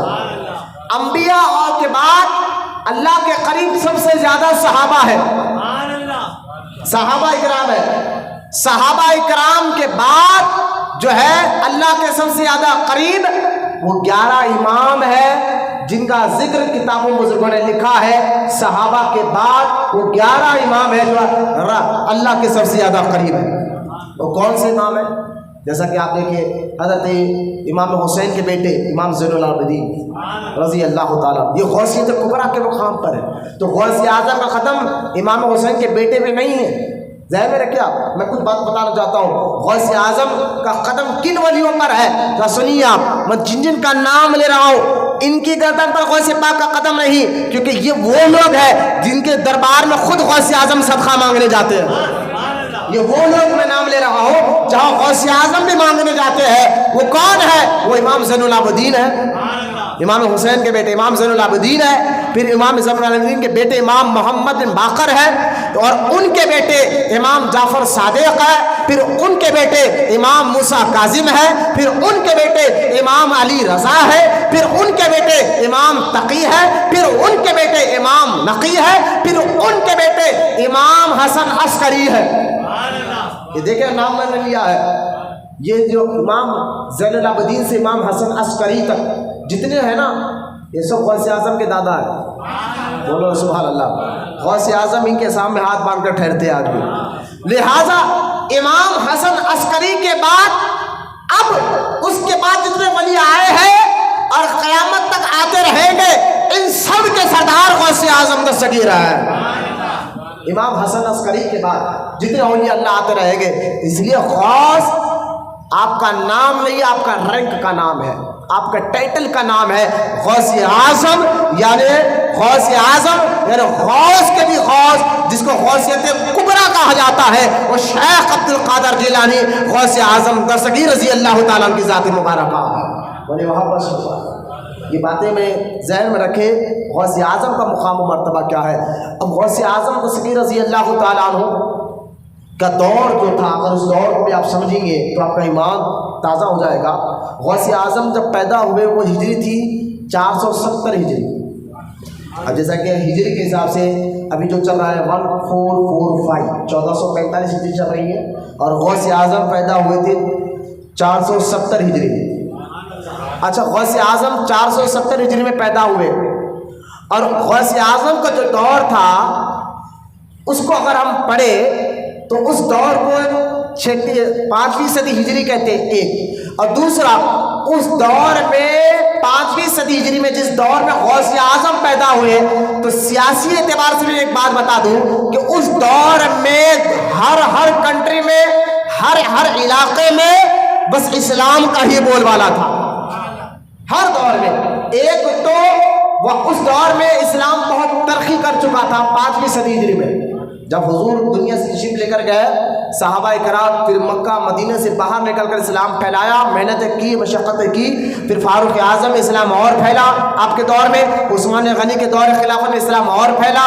پھر مولا کائنات کے بعد پھر بزرگانوں نے جو جو کام کیا اسلام پھیلایا ہے، دور دور تک اسلام پھیلا ہے. تو جب 5ویں صدی ہجری آئی ہے، اچھا وہ دور ایسا تھا صحابہ کے دور میں قرآن، جیسے کہ آپ دیکھ رہے ہیں قرآن، صحابہ کے دور میں جو ہے نا قرآن پر نقطے زیر زبر نہیں تھے. ہاں قرآن کتاب کی شکل میں آ چکا تھا، لیکن آج کے جیسا جو پرنٹ ہو کر قرآن آتا ہے ایسا نہیں تھا. لہذا بعد میں جیسا جیسا دور بڑھتا گیا، اسلام دور دور کے علاقوں میں پھیلتا رہا، تو اسلام کو سمجھانے کے لیے پھر اللہ تعالیٰ نے اس امت میں ایسے فنکار لوگوں کو بھی پیدا کیا جو اپنے عقیدے میں کوئی فنکار تھا، تو کوئی احکام میں فنکار تھا، تو کوئی ولایت میں فنکار تھا. جیسا کہ آپ کو اور آسان کر سکتے ہیں، قرآن کو سمجھنے کے لیے اگر آپ دیکھیں قرآن کے 3 سبجیکٹ ہیں. کتنے سمجھ رہے نا؟ اسکول میں سبجیکٹ دیتے ہیں نا، انگلش کا، تیلگو کا، سائنس کا، سوشل کا. سبجیکٹ دینے سے بچے کا ذہن تیار ہو جاتا ہے. ہاں اب جو ٹیچر پڑھا رہا ہے وہ سائنس کے بارے میں پڑھائے گا، انگلش کے بارے میں پڑھائے گا، ہندی کے بارے میں پڑھائے گا. تو اسی طرح قرآن کے اصل دیکھا جائے پورے قرآن کو 30 پارے، 114 سورتیں، 6666 آیتیں. اگر اس پورے قرآن کو سمجھنا جائے، اس کا لب لعاب میں آپ کو بتا رہا ہوں، قرآن کو اگر سمجھنا ہے تو قرآن کا پورا قرآن پورے مسلمانوں کو 3 سبجیکٹ دیتا ہے. بہت آسان کر بتا رہا. کتنے سبجیکٹ دیتا ہے؟ 3. ایک قرآن کا پہلا سبجیکٹ عقیدہ ہے. قرآن پہلے کیا سکھاتا ہے؟ عقیدہ سکھاتا ہے. عقیدہ کیا ہے؟ یقین، ایمان، اسی کو عقیدہ کہتے ہیں. قرآن پہلا سبجیکٹ ہمیں سکھاتا ہے عقیدہ، یعنی اللہ پر یقین کرو گے اللہ ہے اور ایک ہے. اللہ پر یقین، فرشتوں پر یقین، جنت پر یقین، دوزخ پر یقین، حساب کتاب پر یقین. تو یہ سارے کام عقیدے کے ہیں. پہلے عقیدہ ہو، اسی کی عبادتوں کو اللہ قبول فرماتا ہے. فرماتا ہے کہ یقین درست ہو. تو پہلے آپ دیکھیے کہ قرآن عقیدے کی بات کرتا ہے، توحید کی بات کرتا ہے، نبیوں کی بات کرتا ہے، فرشتوں کی بات کرتا ہے. تو پہلا سبجیکٹ قرآن کا کیا ہے؟ یقین، عقیدہ ہے. عقیدہ کیا ہے؟ عقیدہ. اور دوسرا سبجیکٹ قرآن کا ہے احکام، یعنی نماز پڑھو، روزہ رکھو، اللہ نے دولت دی تو زکوٰۃ دو، اللہ نے دولت دی تو حج کرو، حلال کماؤ، حرام سے بچو. یہ سارے کام احکام میں آتے ہیں. ماں باپ کی خدمت کرو، بیوی کا حق ادا کرو، بچوں کا حق ادا کرو، ماں باپ کا حق ادا کرو، ماں باپ کو چاہیے اولاد کا حق ادا کرے. اور یہ سارے کام احکام میں آتے ہیں. یہ دوسرا سبجیکٹ ہے. یوں سمجھیے کہ قرآن کا دوسرا پیغام ہے. پہلے عقیدہ، دوسرا قرآن تمہیں جو سبجیکٹ دیتا ہے وہ احکام ہے. ٹھیک ہے. اور تیسرا جو ہے قرآن جو سبجیکٹ دیتا ہے وہ اچھے اخلاق. تم اچھی نرمی اختیار کرو، سامنے والے کو عزت دے کر بات کرو، نرمی سے بات کرو، اچھے اخلاق سے بات کرو. یہ 3 سبجیکٹ قرآن دیتا ہے.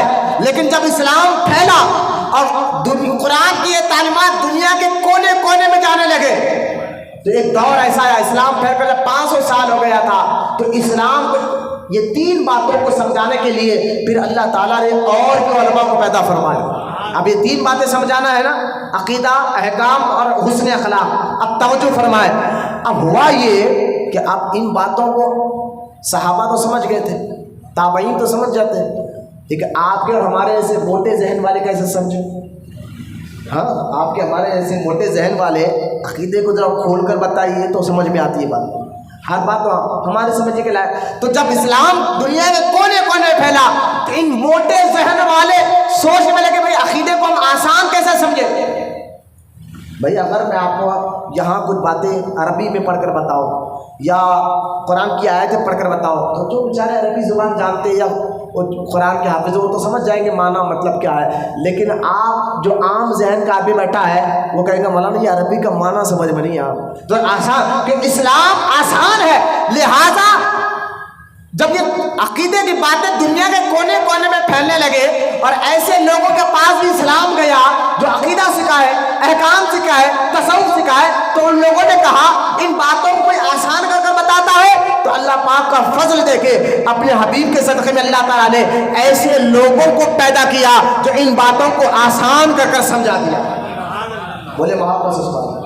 جب 5ویں صدی میں دور تھا جن باتوں کو آسان، غوث اعظم کا دور کی بات کر رہا ہوں، جب یہ پہلے لوگ قرآن حدیث پڑھ کر دین سمجھ جاتے تھے، بعد میں جب اسلام پھیلا 500 سال ہو گیا اسلام پھیل کر، اس دور کی بات کر رہا ہوں، تب اسلام کو لوگ موٹے ذہن والے صرف قرآن حدیث پڑھ کر نہیں سمجھ سکتے تھے، تو ان کے لیے الگ الگ کوالٹی سے بنائی گئی، یوں سمجھے الگ الگ سبجیکٹ بنا دیا گیا کہ ان کو آسان کر دین سمجھانے کے لیے بڑے بڑے اللہ پاک نے علماء کو پیدا فرمایا جنہوں نے ان سبجیکٹ کو، قرآن کے پیغامات کو، حدیث کے پیغامات کو عوام کے لیے آسان کر سمجھایا۔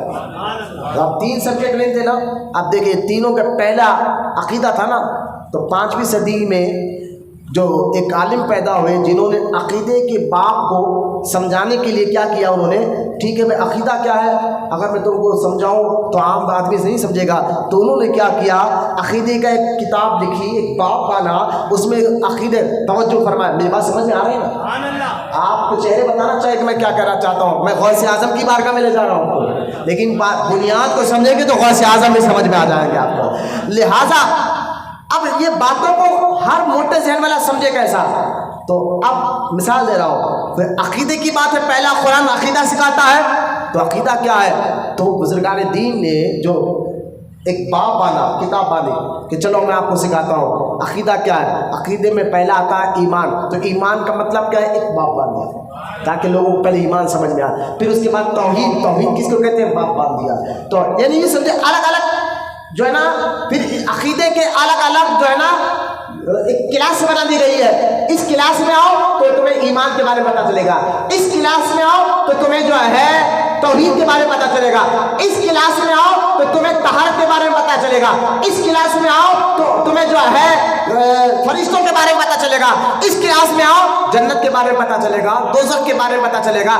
اس طرح عقیدے کی باتوں کو آسان کر جب اسلام دنیا میں پھیلا تو ایسے بزرگوں کو اللہ نے پیدا کیا جنہوں نے عقیدے کی باتوں کو الگ الگ بات کر لوگوں کو سمجھایا کہ طہارت کیا ہے، فرشتے کیا ہے، رب کی توحید کیا ہے، جنت کیا ہے، دوزخ کیا ہے، قیامت کا دن کیا ہے، حساب و کتاب کیا ہے، یہ ساری باتیں عقیدے میں آتی ہے، تو ہر بات کو ایک ایک کر کھول کر اس بزرگ نے سمجھایا ہے۔ اس بزرگ کا نام امام ابو منصور ماتوریدی رحمۃ اللہ تعالی علیہ ہے۔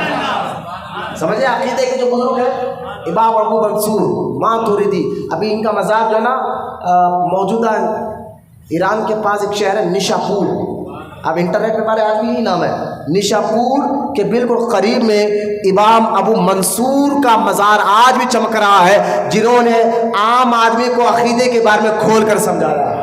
آج ہم جو عقیدے کے بارے میں سیکھتے ہیں نا، فرشتوں کے بارے میں کیا یقین رکھنا ہے، جنت کے بارے میں کیا یقین رکھنا ہے، دوزخ کے بارے میں کیا یقین رکھنا ہے، اللہ کی توحید کے بارے میں کیسا یقین رکھنا ہے، قیامت کے دن کے بارے میں، تقدیر کے بارے میں، مرنے کے بعد اٹھایا نہیں جائے گا، یہ ساری باتیں جو آسان کر کر ایک کتاب میں لکھ دی جاتی ہے، اس کے پیچھے سب سے پہلے محنت کرنے والے امام ابو منصور ماتوریدی رحمۃ اللہ تعالی علیہ بولے محبت کی ناموں کو جانے آپ، یہ نامے ہیں جنہوں نے دین کو آسان کر بتایا ہے، صحابہ کے بعد، تابعین کے بعد۔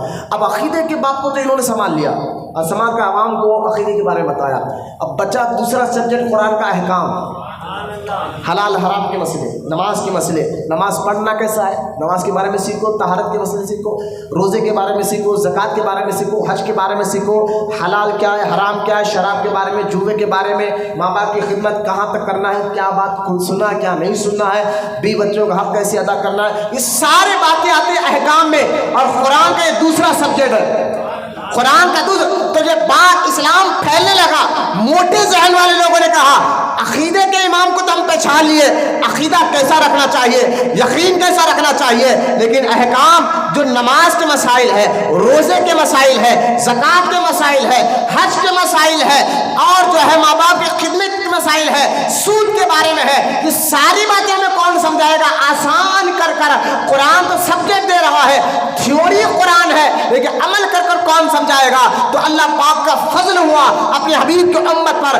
تو ان باتوں کو سمجھانے کے لیے اللہ تعالیٰ نے 4 اماموں کو پیدا فرمایا۔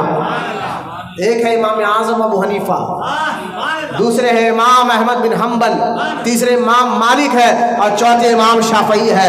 یہ چاروں امام احکام کے ہیں، فقہ کے ہیں، جنہوں نے حلال حرام کے مسئلے کو آسان کر لوگوں کو دین سمجھایا۔ بولے محبت سے سبحان اللہ۔ یہ تو تھا، کوئی عقیدے کا امام ہے تو کوئی احکام کا امام ہے۔ اب قرآن کا تیسرا اور اہم پیغام کیا ہے؟ اچھے اخلاق۔ بولنا سبحان اللہ۔ تمہارا دل نرم کیسا ہونا ہے، تمہارے اندر نیکی کا جذبہ کیسے آنا ہے، تمہارے اندر کی گندگی کیسے نکالنا چاہیے، تمہارے اندر گناہ کی جو لذت، جو خواہش تمہارے ذہن میں بیٹھی ہوئی ہے، تمہارے دل میں جو گناہ کرنے کی عادت بیٹھی ہوئی ہے، تمہارے ہاتھ پیر سے گندے ناجائز کام جو ہو رہے ہیں، ان کے تمہارے اندر سے یہ نکال کیسے سکتے ہیں، اور اس تمہارے اندر اچھے اخلاق کیسے بھرا جائے کہ ان ہاتھ پیر سے کام اللہ والے کرنا چاہیے، اللہ کی رضا والے کام کرنا چاہیے، تمہارے مزاجوں میں، تمہارے دل میں نرمی کیسے آنا چاہیے، تمہیں نیکی کی محبت اور نیکی کا شوق اور جذبہ تمہارے اندر کون بھرے گا؟ جو حسن اخلاق ہے، قرآن کا اہم پیغام ہے، قرآن کا اہم پیغام ہے تمہارے اندر اچھی عادتیں ڈالنا، بری عادتوں کو نکالنا، جس کو حسن اخلاق کہتے ہیں، اور دوسرے لفظوں میں تصوف کہتے ہیں، طریقت کہتے ہیں۔ تو ایک تو عقیدے کے امام تھے، ان کا نام امام ابو منصور ہے، دوسرے احکام کے امام ہے، ان کا نام جو ہے امام اعظم ابو حنیفہ ہے، امام مالک ہے، امام شافعی ہے، امام احمد بن حنبل ہے۔ لیکن جب بات آئی اچھے اخلاق کی، جب بات آئی حسن اخلاق کی، جب بات آئی تمہارے اندر نیکی کا جذبہ ڈالنے والے کی، جب بات آئی تمہارے اندر گندی عادتیں نکال کر اچھی عادتیں کون ڈالے گا، تو اس فن میں اور اس فن میں اللہ نے جو امامت کا درجہ دیا ہے، وہ بغداد والے پیر غوث اعظم دستگیر کو عطا فرمایا۔ آیا بولو محبت سے سبحان اللہ۔ خاکی غوث پاک کے آپ بچپن کے کرامات سنو گے ماں کے، میں نے کہا کبھی غوث اعظم کو اس اینگل سے بھی سمجھو، اس ذریعے سے بھی غوث اعظم کو سمجھو کہ غوث اعظم صرف کرامت دکھا کر خاموش نہیں، کرامت اس وقت بھی جاری تھی، آج بھی جاری ہے، اس میں کوئی شک نہیں ہے۔ لیکن غوث اعظم جس فن میں کام کر بتایا، آپ جس فیلڈ میں کام کر بتایا ہے، وہ کام لوگوں کے اخلاقوں کو سدھارا ہے، لوگوں کی مزاجوں کو سدھارا ہے، لوگوں کے اندر اچھے نیکی کا جذبہ ڈالا ہے، نیکی سے محبت ڈالی ہے۔ نبی کا آپ پڑھیے تاریخ غوث پاک کی، اگر سیرت کو اٹھا کر دیکھے، غوث اعظم کی پوری زندگی 90 سال ہے۔ کتنے سال ہے؟ 90 سال غوث اعظم کی زندگی ہے، اور آپ غوثیت کبریٰ کے مقام پر ہے۔ آج بھی اگر غوث اعظم سین نہیں کرے تو اللہ کسی کو اپنا ولی بناتا نہیں ہے، یہ غوث اعظم کی روحانیت کا مقام ہے۔ لیکن مجھے بتائیے کہ آج جو داڑھی کٹے لوگ آپ کو مل جائیں گے، کہیں گے ہم پہنچے ہوئے پیر ہیں، اگر کوئی داڑھی کاٹ رہا ہو اور کوئی نمازیں چھوڑ رہا ہو، کوئی گانجے کا سگریٹ پی رہا ہو، کوئی نشہ کر رہا ہو، اور اپنے آپ کو یہ کہے میں اللہ کا ولی ہوں، تو میں آپ کو بتاؤں ولیوں کے ولی حضرت پیران پیر کا مقام و مرتبہ کیسا تھا۔ وہ نہ داڑھی کٹوں کو برداشت کرتے تھے، شراب تو دور کی بات ہے۔ غوث اعظم خود فرماتے ہیں میں نے 90 سال کی زندگی میں بے نمازی کے ہاتھ سے پانی تک نہیں پیا ہے۔ اب اندازہ کریں جو غوث اعظم بے نمازی کو برداشت نہ کرے وہ غوث اعظم کسی کو ولی بنا دیں گے۔ سمجھیے بات کو۔ آج کے فیک باباؤں کو لے کر جو نہ نماز کے بارے میں جانتے ہیں، نہ روزے کے بارے میں جانتے ہیں، نہ زکوٰۃ کے بارے میں جانتے ہیں، یا دین کے بارے میں جانتے ہیں، نہ شریعت کے بارے میں جانتے ہیں، نہ طہارت، ان کو بٹھا کر لباسوں کو دے کر کبھی متاثر نہیں ہونا کہ آج کے دور میں جیسا ڈاکو ایک پولیس کا لباس پہن کر لوگوں کو لوٹتے ہیں، ایسا ہی پیلے ہرے شملے پہن کر آپ کبھی ان سے متاثر نہیں ہونا۔ پہلے یہ دیکھ لے یہ دین کا عالم ہے یا نہیں، یہ شریعت کا عالم ہے یا نہیں، اس کا عمل کیسا ہے، اس کی اخلاق کیسے ہے۔ تو دین پر عمل کر کر امامہ پہنے وہ یقین رسول کا سچا عاشق رسول ہے، سچا غلام حضور کا۔ لہٰذا آپ دیکھیں داڑھی کٹے، مجھ سے داڑھی کٹوں کو پیروں کو میں نے دیکھا، چہرے پہ داڑھی نہیں اور پیر بنے بیٹھے، اور تعجب ہے کہ لوگ ان سے مرید بھی بنتے۔ غوث اعظم کی بات ہے، ایک نہ ابھی عمر نہیں تھی داڑھی نکلنے کی، یوں سمجھے کہ نابالغ بچہ تھا، کم عمر کا، بھائی 14 سال جب بالغ ہوتا ہے بچہ اس کے بعد داڑھی آتی ہے نا، لیکن کم عمر کا بچہ تھا، یوں سمجھے کہ بالغ ہو رہا تھا 14 سال، سمجھانے کے لیے 14 سال اس کی عمر تھی، وہ غوث اعظم سے ملاقات کے لیے آ گیا۔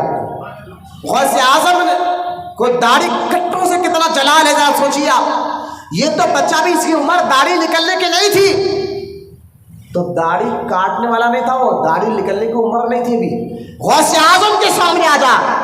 غوث اعظم روایت میں آتا ہے غوث اعظم اس کے کھاندے میں دونوں ہاتھ رکھا اور رکھ کر جلال میں فرمایا تیری ہمت کیسے ہوئی کہ بغیر داڑھی کے میرے سامنے آ جائے، میرے سامنے آ جائے۔ ہاں 11ویں کے تک سمجھنے والوں غوث اعظم کو یہ دین پہ عمل بھی دیکھو، شریعت پہ۔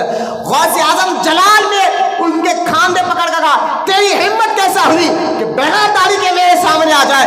اتنا کہنا تھا، رب کو محبت آ گئی اور اللہ پاک نے غیب میں اس کے چہرے پہ داڑھی نکال دیا۔ تو داڑھی کٹوں کو جبھی تو اس کی داڑھی نکلنے کی عمر نہیں تھی، غوث اعظم جلال میں آ جائے تو داڑھی کٹوں کو غوث اعظم اپنا ولی بنا دیں گے، اپنا محبوب بنا لیں گے۔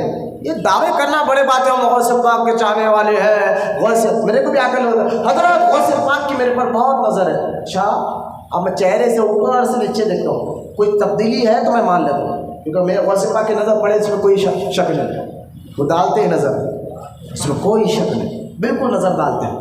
لیکن مجھے اتنا معلوم ہے جس پر غوث اعظم نظر ڈالے،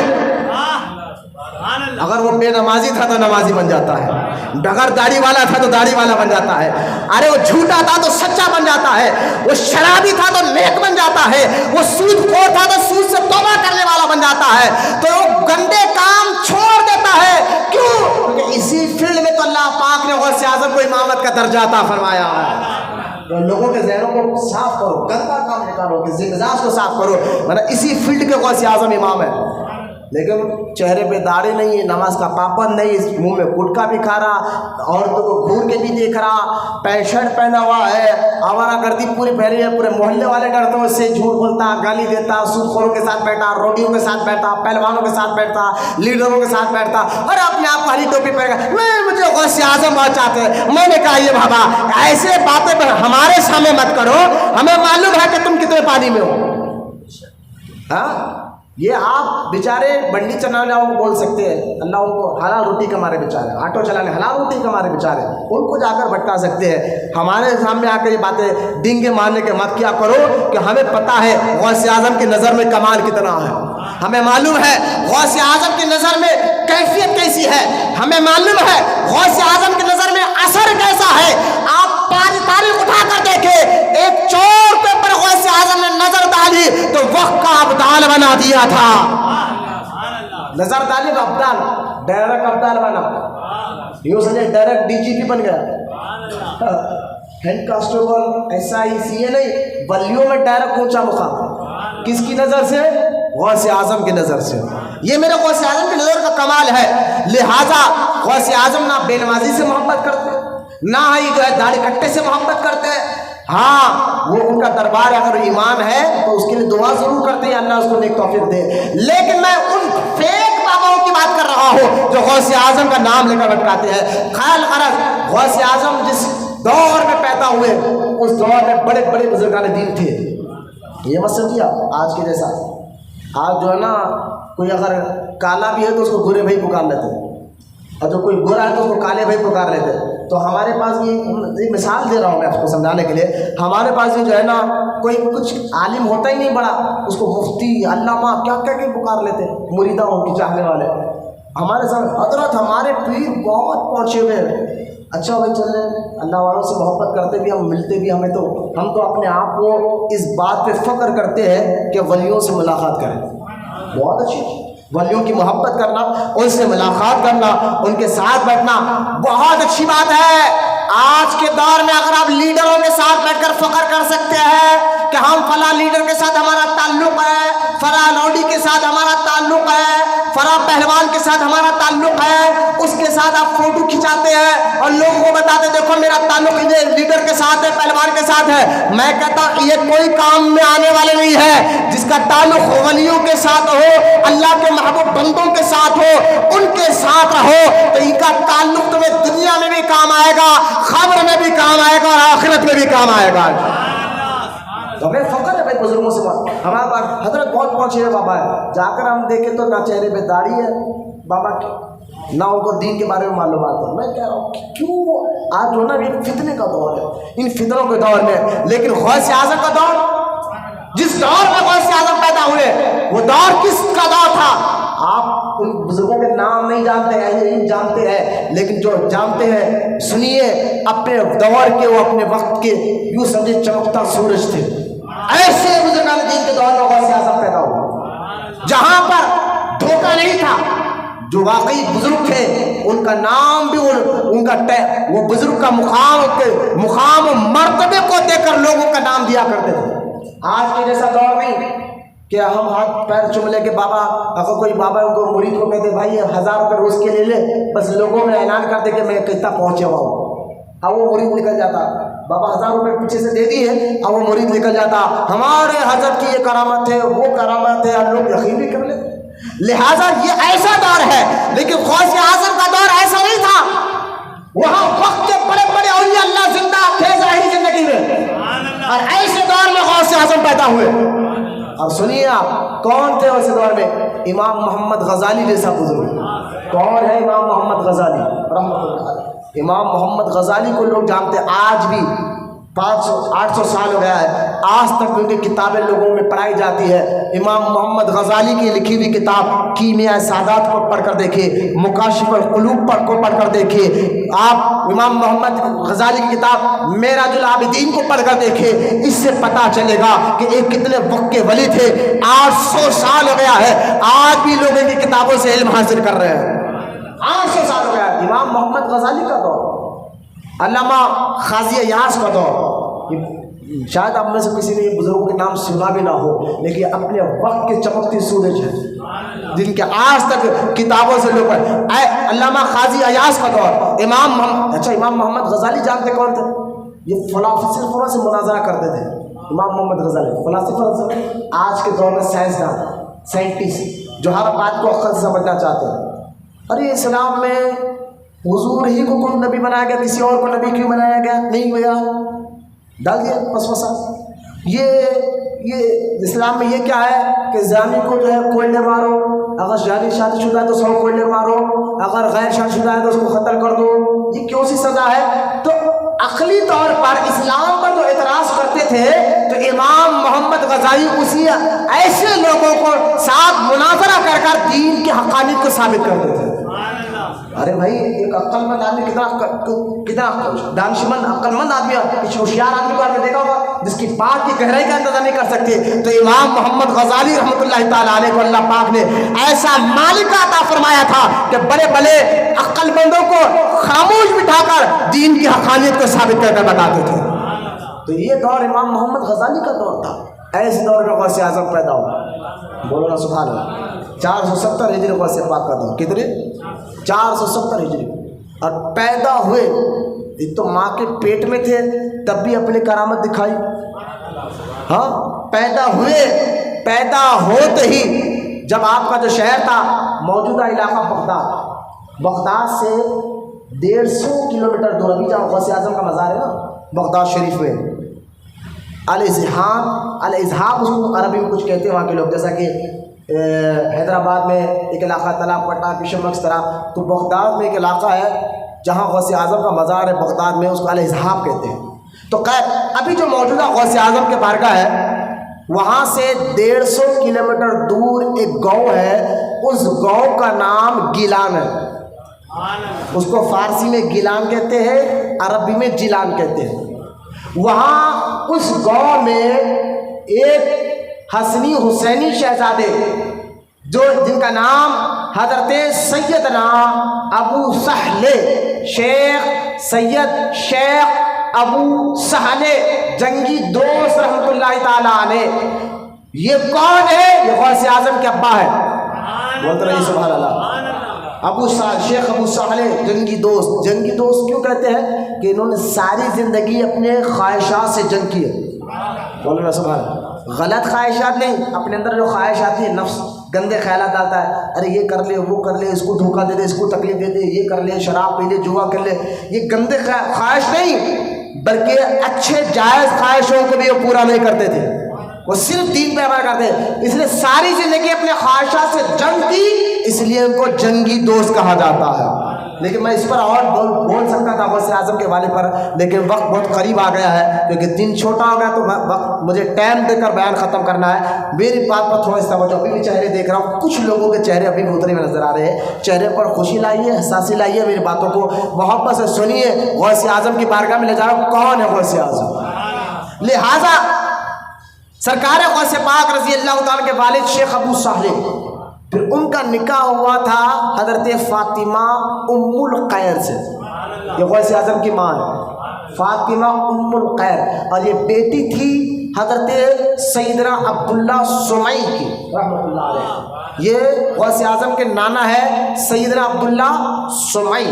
اب غور کریں، نانا عبداللہ سمعی، والد شیخ ابو سہل، والدہ فاطمہ ام الخیر، آپ کی پھوپھو سگے، آپ کے والد کی بہن، آپ کی پھوپھو سیدہ عائشہ، ان کا نام آتا عائشہ، یہ سب کے سب آپ کے نانا، آپ کے والد، آپ کی والدہ، آپ کی پھوپھو، اگر اوپر چلے جائے تو غوث اعظم کے دادا، غوث اعظم کے پردادا، غوث اعظم کے شکر دادا، اگر والدہ کی طرف چلے جائے تو غوث اعظم کے نانا، غوث اعظم کے پرنانا، اور اوپر تک چلے جائے سب کے سب اپنے دور کے ولی اللہ ہے، بولا محبت سے وقت کے ولی اللہ۔ آپ کے نانا سید عبداللہ سمعی، آپ پڑھ کے دیکھو ان کے بارے میں، سارے گیلانوں کا چرچے تھے ولایت کے، لوگ ان کی چوکٹ پر آ کر دعایا کراتے تھے، یہ غوث اعظم کے نانا ہے۔ اور آپ کے جو پھوپھی ہے سید عائشہ، ان کے بارے میں تو یہ واقعہ بڑا مشہور ہے غوث اعظم کی پھوپھی کے بارے میں، کہ آپ جب گیلان میں بارش نہیں ہو رہی تھی، لوگ اس عابدہ طیبہ زاہدہ خاتون کے گھر گئے اور جا کر کہا، اماں جان بارش نہیں ہو رہی ہے، کھیت سوکھ رہے ہیں، جانور بھی پانی سے ترس رہے ہیں، دعا کر دے اللہ سے کہ بارش برس جائے۔ تو سیدہ عائشہ غوث اعظم کی سگی پھوپھو نے کہا کہ ٹھیک ہے، آپ نے اپنے گھر کے باہر دیکھیں، اللہ کے محبوبوں کا دعا مانگنے کا انداز بھی الگ ہوتا ہے، لہٰذا غوث اعظم کی پھوپھی نے گھر کے باہر جھاڑو مارا اور جھاڑو مار کر کہا، یا اللہ میں نے تو جھاڑو مار دیا ہے، تھوڑا پانی اس پر چھڑک دے، بولا محبت سے سبحان اللہ، انداز دے کر مانگنے کا، بولے محبت سے سبحان اللہ۔ اللہ اپنے محبوبوں کے ناز کو اٹھاتا ہے، اپنے محبوبوں کے محبوب بندے بندیوں کے ناز کو سنتا ہے، اٹھاتا ہے، اس لیے تو اولیاء اللہ کے دربار میں آتے ہیں۔ لہٰذا یہ دعا کر کر ابھی آپ اپنے حجرے میں ملیں گے، بارش ہونا شروع ہو گئی تھی۔ یہ غوث اعظم کے کون ہے؟ پھوپھی ہے، غوث اعظم کے ابا، جو ایک سیب کے لیے 12 سال تک اپنے سسر کے پاس 12 سال تک باغ کے دیکھ بھالی کرتے رہے، صرف ایک سیب جلد بازی میں کھا لیا تھا، ایک سیب۔ آج سمجھ رہے آپ، ہمارے پاس، ہمارے پیٹ میں، ہمارے گھروں میں غوث اعظم جیسے بزرگ کیوں پیدا نہیں ہو رہے؟ کبھی سوچا اس بات کو؟ غوث اعظم تو پیدا نہیں ہو سکتے، لیکن غوث اعظم کے غلام ضرور پیدا ہو سکتے تھے، لیکن کیوں غریب نواز جیسے بزرگ پیدا نہیں ہو رہے ہیں، غوث اعظم جیسے بزرگ آج کے مسلمانوں کے گھر میں کیوں پیدا نہیں ہو رہے ہیں؟ اس کی وجہ تمہاری غذا کیسی ہے دیکھ لو کہ ہم حلال کما رہے ہیں یا حرام کما رہے ہیں۔ تمہارے پیٹوں میں کتنے حرام کے لقمے گئے ہوں گے تمہیں خبر بھی نہیں ہو، یا خبر ہے پھر بھی جان مارے آ رہے یہ سوچ لیتے بیٹھے حرام حلال ہو تو لوگ کہتے ہیں کہ ایسا سوچتے بیٹھے تو زندگی نہیں گزرتی۔ نبی کریم صلی اللہ علیہ وسلم نے ارشاد فرمایا کیسے ہی حالت ہو ہر حال میں حق بولا کرو۔ حق بولنے سے نہ موت آتی ہے، بولو سبحان اللہ، حضور مہر لگا دی اس بات پر، سچ ہر حال میں بولا کرو۔ تم سمجھے کہ سچ بولیں گے تو موت کوئی مار دے گا یا رزق کمائیں گے کیسا؟ حدیث سن لو، سرکار نے فرمایا ہر حال میں سچ بولا کرو، کیونکہ سچ بولنے سے نہ موت قریب آتی ہے نہ رزق دور ہوتا ہے، نہ موت قریب آتی ہے نہ رزق بھی دور نہیں ہوتا۔ ہم ارے سچ بولیں گے تو کاروبار کیسا ہوگا؟ بھائی بولا کرو، حضور نے مہر لگائی، بولا نا سبحان اللہ۔ میں ایک صاحب کو دیکھ رہا تھا کہ ایک صاحب جو کبھی کبھی مسجد میں نظر آتے تھے وہ 5 ٹائم نماز آ رہے، میں نے کہا بھائی چلو اچھی بات ہے آپ 5 ٹائم کی نماز پڑھ کر آ رہے ہیں، بہت اچھی بات ہے، لیکن اچانک آپ یہ اتنا آپ کے اندر یہ تبدیلی کیسے آ گئی؟ تو کہ نہیں حضرت ہمارے حضرت ایک جگہ گیا تھا، میں پریشان ہوں، کاروبار نہیں چل رہا، برکت نہیں ہو رہی، تو زیادہ پریشان ہو تو میں ایک جگہ گیا تھا، انہوں بولے بھائی تیرے کو اگر تیری پریشانی ہٹانا ہے تو 40 دن تک تو لگاتار ایک ٹائم کی بھی نماز نہیں چھوڑنا، جماعت کے ساتھ مسجد میں پڑھنا۔ میں نے کہا واہ واہ، 40 دن تک تم مسجد میں نظر آؤ گے۔ اس کے بعد خیر وہ جو حضرت نے مشورہ دیا بالکل اچھی نیت کے ساتھ دیا، پہلے آپ نماز پڑھے پھر آپ نماز کو نہ چھوڑے، اور جب عادت بن گئی پھر نماز آپ کو نہیں چھوڑے گی، عادت بنے گا پھر نماز آپ کو نہیں چھوڑے گے۔ لہٰذا یہ حال ہمارا آ گیا ہمارے گھروں کا، اس لیے کوئی ولی پیدا نہیں ہو رہے ہیں۔ لیکن غوث اعظم کے والد دیکھے ایک سیب کھا لیا وہ بھی غلطی سے، چلے گئے باغ کے مالک کے پاس، کہا معاف کر دیجئے۔ عبداللہ سمعی غوث اعظم کے نانا نے دیکھا اچھا تم ہو، ایک سیب معاف کرانے آ گئے، تو ولی کو پہچانتا ہے، سمجھ گئے، کہا ایک کام کرو 12 سال میرے باغ میں پانی ڈالتے رہو، اس کے بعد تمہاری معافی ہوگی۔ تو انہوں نے کہا معافی کے لیے میں کچھ بھی کرنے کے لیے تیار ہوں، کیونکہ لوگوں کے اس دور میں بزرگوں کے دلوں میں خوف خدا ہوتا تھا، لہٰذا 12 سال خدمت کرے۔ اور ان 12 سال میں غوث اعظم کے والد غوث اعظم کے نانا کو دیکھ رہے تھے، اور غوث اعظم کے نانا اپنے ہونے والے داماد کو دیکھ رہے تھے، ان کے اخلاق کیسے، ان کی بات چیت کیسی، ان کی عادتیں کیسی ہے۔ غوث اعظم کے والد دیکھ رہے تھے کہ آپ یہ عبداللہ سمعی نماز کے علاوہ ساری رات قرآن پڑھتے ہوئے بیٹھتے ہیں، اور غوث اعظم کے نانا اپنے ہونے والے داماد کو دیکھ رہے تھے کہ یہ نوجوان جس کی عادتیں بڑے نیک ہے، عادتیں اخلاق بڑے نیک ہے، تو یہ بھی جو ہے بڑا نیک آدمی ہے، نیک شخص ہے۔ تو یہ 10 سال تک 12 سال کے بعد جب انہوں نے بات مکمل کی تو غوث اعظم کے نانا نے فرمایا تھا نا کہ ہاں ایک شرط ہے کہ تمہیں میری بیٹی سے نکاح کرنا ہوگا، اور سنو میری بیٹی ہندی اور کان سے بہری، زبان سے گونگی، ہاتھ سے پیر سے لولی ہے، لیکن اس سے نکاح کرنا ہوگا۔ غوث اعظم کے والد تیار ہوئے، نکاح ہوا۔ جب روم میں گئے واپس آئے اور آ کر کہا شیخ 10 سال تک میں آپ کے ساتھ رہا لیکن کبھی میں آپ کو جھوٹ بولتا ہوا نہیں دیکھا، لیکن آج آپ نے یہ کیا کر دیا؟ آپ نے تو کہا تھا آپ کی بیٹی ہندی ہے، کان سے بہری ہے، زبان سے گونگی ہے، ہاتھ اور پیر سے لولی ہے، لیکن وہ ایک چاند سا ٹکڑا ہے جو حجرے میں بیٹھی ہوئی ہے، اس میں راز اور حکمت کیا ہے؟ تو غوث اعظم کے نانا نے فرمایا تھا میں نے اپنی بیٹی کو ہندی اس لیے کہا ہے کہ آج تک اس نے اپنی آنکھوں سے کسی غیر مرد کو نہیں دیکھا ہے، اور میں نے اپنی بیٹی کو دونوں کان کے بہری اس لیے کہا ہے کہ آج تک ان کانوں سے اس نے کوئی غلط بات سنی نہیں ہے، کسی کی غیبت نہیں سنی، کسی کی چغلی نہیں سنی ہے، اور میں اپنی بیٹی کو میں نے گونگی اس لیے کہا ہے کہ آج تک اپنی زبان سے نے جھوٹ نہیں کہا ہے، جب بھی کہا ہے تو سچ کہا ہے، اور ہاتھ پیر سے لنگڑی اور لولی اس لیے کہا ہے کہ آج تک میری بیٹی نے آج تک کوئی غلط قدم نہیں اٹھایا ہے، نہ ہاتھ سے غلط کام کیا ہے۔ تو جس کی ماں ایسی ہو، جس کے باپ ایسے ہو، ایسے گھر میں پیدا ہو سے باقی ہوا کرتے ہیں۔ غوث اعظم کے ماں ایسے، باپ ایسے، اگر اوپر تک چلے جائے مولا علی تک، غوث اعظم کے والد کا شجرا ابا دادا پردادا سے حضرت علی سے ملتا ہے. آپ کے والدہ کا شجرا نانا پھر پرنانا سے اوپر جا کر یہ بھی مولا علی سے ملتا ہے. اور حسنی حسینی سید غوث اعظم.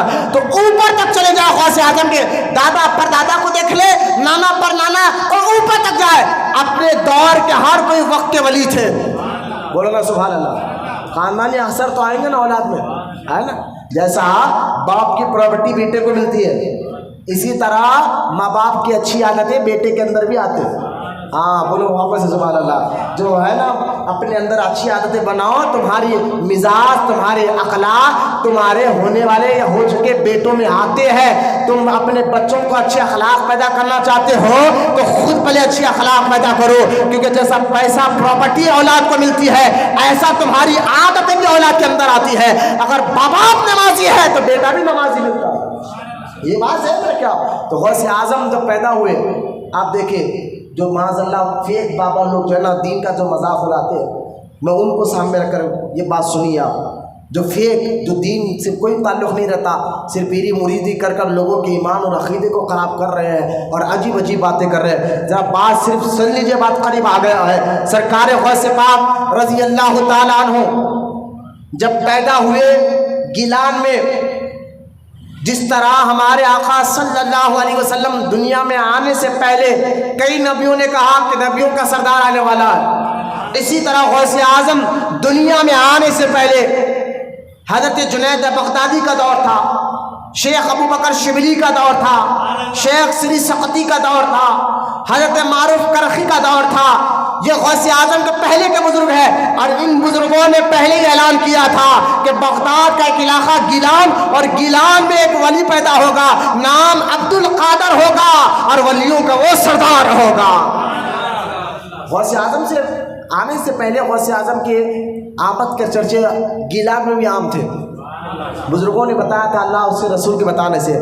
تو اب دیکھیں چرچا بھی کیسا ہوا, فیک لوگوں کو ذہن میں رکھے اور غوث اعظم کو سمجھیے. غوث اعظم جب پیدا ہوئے شعبان کا 29 تاریخ تھی, رات کا وقت تھا, سورج ڈوب چکا تھا, لوگ رمضان جیسے مبارک آمد کا انتظار کر رہے تھے, لیکن سارا جو ہے نا گاؤں میں ابر آلود تھا, ابر آسمان, اور چاند نظر نہیں آ رہا تھا. لوگ غور کرے چاند نظر نہیں آیا. پوری کوئی اس دور میں تو کوئی دوربین تو تھی نہیں, کوئی ایسے آلے تو تھے نہیں جو آج کے دور میں ہے. بڑی کوشش کے باوجود بھی گیلان میں لوگوں کو پتہ نہیں چلا کہ چاند دکھا یا نہیں دکھا. لیکن غوث اعظم کی ماں فرماتی ہے جس دن چاند تھا اس دن سحری سے لے کر افطار تک غوث اعظم نے دودھ تک نہیں پیا ہے. بولا محبت سے سبحان اللہ. یہ بچہ آپ کہیں گے بھائی دودھ پیتا بچہ, اس کو اتنا شعور, اتنی عقل, کہ بھائی بچے کو تو پتہ نہیں ہوتا بڑا ہوتا ہے اس کا نام کیا ہے, باپ کا نام کیا ہے, دادا کا نام کیا ہے. جب خود کا نام پتہ نہیں ہوتا جب تک وہ بچہ ہوش میں نہ آ جائے برابر, نہ باپ کا نہ دادا کا نہ خاندان کا. لیکن غوث اعظم کو دیکھے کہ پیدا ہوتے ہی پتہ تو سب ہے, پیدا بھی ہوئے ہیں تو آپ کو پتہ ہے کہ یہ رمضان جیسا مبارک مہینہ ہے, ماں کی گود میں ہے, بغیر دوربین کے, دوربین تو اس دور میں تھی نہیں لیکن ماں کی گود میں ہے. غوث اعظم کو پتہ چل گیا کہ چاند نظر آ چکا ہے. یہ دین کی پابندی تھی غوث اعظم کی, یہ دین سے محبت تھی غوث اعظم کی, یہ شریعت اور اسلام سے محبت تھی غوث پاک کی. سرکار غوث پاک رضی اللہ تعالیٰ عنہ ماں کی گود میں سے دودھ, جب لوگوں نے تحقیق کی پتہ چلا واقعی وہ رمضان کا پہلا دن تھا جس دن غوث اعظم نے دودھ نہیں پیا تھا. یہ شریعت کی پابندی, اس سے اندازہ کرے بزرگان دین کے پابند ہوتے, شریعت کے پابند ہوتے ہیں, اور جو دین کا مذاق اڑائے وہ ولی نہیں ہوتا, وہ گستاخ ہے, وہ بیہودہ ہے, وہ گنجٹیا ہو سکتے ہیں. ولی وہ نہیں ہوتا, ولی تو دین کا پابند ہوتا ہے, شریعت کا پابند ہوتا ہے. غوث اعظم کو ایک اور بھائی تھے, عبداللہ ان کا نام تھا, 2 بھائی تھے غوث اعظم کو ملا کے. غوث اعظم کی ایک اور کرام بتاؤں میں آپ کو, جب آپ کی ماں کی عمر 55 سال تھی تب غوث اعظم پیدا ہوا. بولے نا سبحان اللہ. کون سی عمر میں؟ 55 سال کی عمر میں. میں انہوں فون میں کیا کر رہے تھے, بیٹھ جاؤ بولے جناب کو, بیٹھو بیٹا بیٹھو. مسجد کے باہر کبھی بھی تیار ہو کر آنا, مسجد کے اندر نہیں. یہ حدیثوں میں منع ہے, مسجد کے اندر آئے تو ادب کے ساتھ آئے گا انشاءاللہ. لہذا سرکار غوث پاک رضی اللہ تعالیٰ عنہ کہ جب والدہ کی عمر 55 سال تھی تب غوث اعظم پیدا ہوئے. بولے بھائی سبحان اللہ. اتنی عمر میں جبکہ 55 سال کی عورتیں آپ کو معلوم ہے کہ وہ اولاد جہنا پیدا کرنے کے لائق نہیں ہوتی. یہ بھی میرے سرکار غوث اعظم کی کرامت ہے کہ ماں کی عمر 55 سال تھی تب آپ پیدا ہو. اور جب آپ کی عمر 18 سال تھی, غوث اعظم کی عمر کتنی عمر ہوئی؟ 18 سال. تو 18 سال کی عمر میں آپ نے, کیونکہ ایک روایت میں آتا ہے غوث اعظم پیدا ہونے سے پہلے, اور دوسری روایت میں آتا ہے غوث اعظم پیدا ہونے کے کچھ سال بعد آپ کے والد کا انتقال ہو چکا تھا. والد کا انتقال ہو چکا تھا. اب گھر میں ہے کون؟ ایک بوڑھی ماں, غوث اعظم اور آپ کے بھائی, 3 آدمی.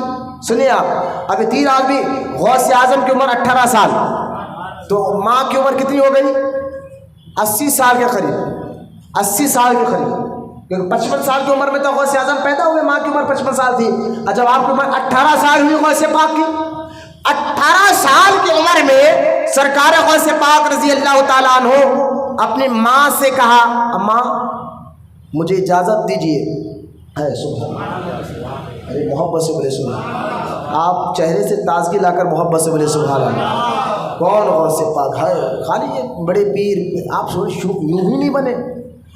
کیا کیا قربانیاں انہوں نے دی ہے 18 سال کی عمر میں, جبکہ ماں پیٹ والی ہے غوث اعظم. جب گیلان میں آپ مدرسے میں جاتے تھے تو غیب سے فرشتے آواز دے کر لوگوں ہٹ جاؤ, اللہ کے ولی عبد القادر کو بیٹھنے کی جگہ دے دو. یہ واقعات ہوا کرتے تھے. سرکار غوث پاک رضی اللہ تعالیٰ عنہ جا رہے تھے, فرشتے راستہ بناتے تھے. غوث اعظم کا بچپن ایسا, اور پیدائشی طور پر 17 پارے حفظ کرے ہوئے تھے. کتنے پارے؟ 17 پارے حفظ کرے ہوئے تھے غوث اعظم پیدائشی طور پر. جب استاد نے پوچھا, اے عبد القادر مدرسے میں تو پہلی بار آئے ہو, لیکن بسم اللہ کے ساتھ پورے 17 پارے پڑھ کر سنا دیے, یہ 17 پارے پڑھ کر یاد تم نے کہاں کیا ہے؟ تو غوث اعظم نے فرمایا تھا, میں نے یہ 17 پارے اپنی ماں کی پیٹ میں یاد کیا ہے. آپ کہیں گے یہ کیسے ہو سکتا ہے؟ میں نے کہا یہی تو بات بتا رہا ہوں, عام آدمی میں اور اللہ کے محبوبوں میں فرق ہوتا ہے. بولو نا. اور یہ درجے ہم نے نہیں, اللہ نے رکھے ہیں. جیسا باپ اور بیٹے میں درجہ ہوتا ہے, جیسا عام انسان اللہ کے محبوبوں میں بھی درجے ہوتے ہیں, فرق ہوتا ہے. لہذا سرکار غوث پاک کی عمر جب 18 سال ہوئی نا, اب سنیے, ماں کی عمر 80 سال, ماں کے پاس آئے, ماں کے پاس آ کر کہا, امی جان اب مجھے اجازت دیجیے, میں چاہتا ہوں کہ اب گیلان سے نکل کر بغداد جاؤں, وہاں جا کر اور پڑھوں. 18 سال کی عمر میں حافظ بن چکے, لیکن اور پڑھنا تھا آپ کو. بولنا سبحان اللہ. پیدائشی طور پر ولی, پھر 18 سال کی عمر تک اور پڑھے, اس کے بعد بھی اور پڑھنا ہے. یا ہے ولیوں کی پہچان. یہ باباؤں کو دیکھیے آپ, جو فیک بابا ہے, نہ ان کو دین معلوم نہ طہارت کے مسئلے معلوم. بولے نہیں ہمارے کو پڑھنے کی ضرورت نہیں ہے, ہم پہنچ چکے ہیں. ارے بیکار کی باتیں مت کرو, بدبختو, قوم کو گمراہ کر رہے ہو. پڑھنے کی ضرورت ولیوں کے سردار غوث اعظم کو ہے, تو تم کس کھیت کی بولی ہو؟ تم تو ہمیں پڑھنے کی ضرورت نہیں ہے. میں نے سمجھ گیا تم فیک ہو, تم بٹے باز ہو, لوگوں کو ڈوبانا چاہتے ہو. غوث اعظم پیدائشی طور پر ولی ہے, پھر بھی پڑھا اپنے مدرسے میں جا کر, ماں سے اجازت لی 18 سال کی عمر میں.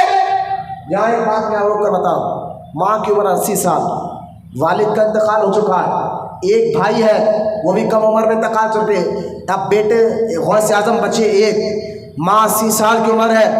اب باپ بیٹے اجازت چاہ رہے کہ مجھے اجازت دے, تو ماں یہ نہیں کہا کہ بیٹا میرا بڑھاپے کا سہارا تو تو ہی ہے. بات سمجھیے, ماں باپ اپنے بچوں کو بڑا کس لیے کرتے ہیں؟ جب ہم بوڑھا آ جائے تو ہمارے بڑھاپے کا یہ سہارا بنے. ہم جب کمانے کے لاگ نہ تو یہ کما کر کھلائے. نوجوان بچہ ہے 18 سال کی عمر کا, ماں کی عمر 80 سال کے قریب, اور غوث اعظم ماں سے اجازت لے رہے ہیں. وہ ایسی اجازت تاریخ پڑھ کر دیکھے, جب ایک بار ماں سے اجازت لے کر بغداد آئے, گیلان چھوڑ کر بغداد 150 کلومیٹر کا فاصلہ, مجھے پتہ نہیں ہے, میں نے تاریخ پڑھی ہے, پھر دوبارہ غوث اعظم کی ملاقات ماں سے ہوئی یا نہیں, مجھے پتہ نہیں ہے. غوث اعظم کی ملاقات دوبارہ کبھی ماں سے نہیں ہوئی ہے. یہ ہوتے اللہ والے, اچھا سنیے ماں، آج ہمارے پاس کیا ہے؟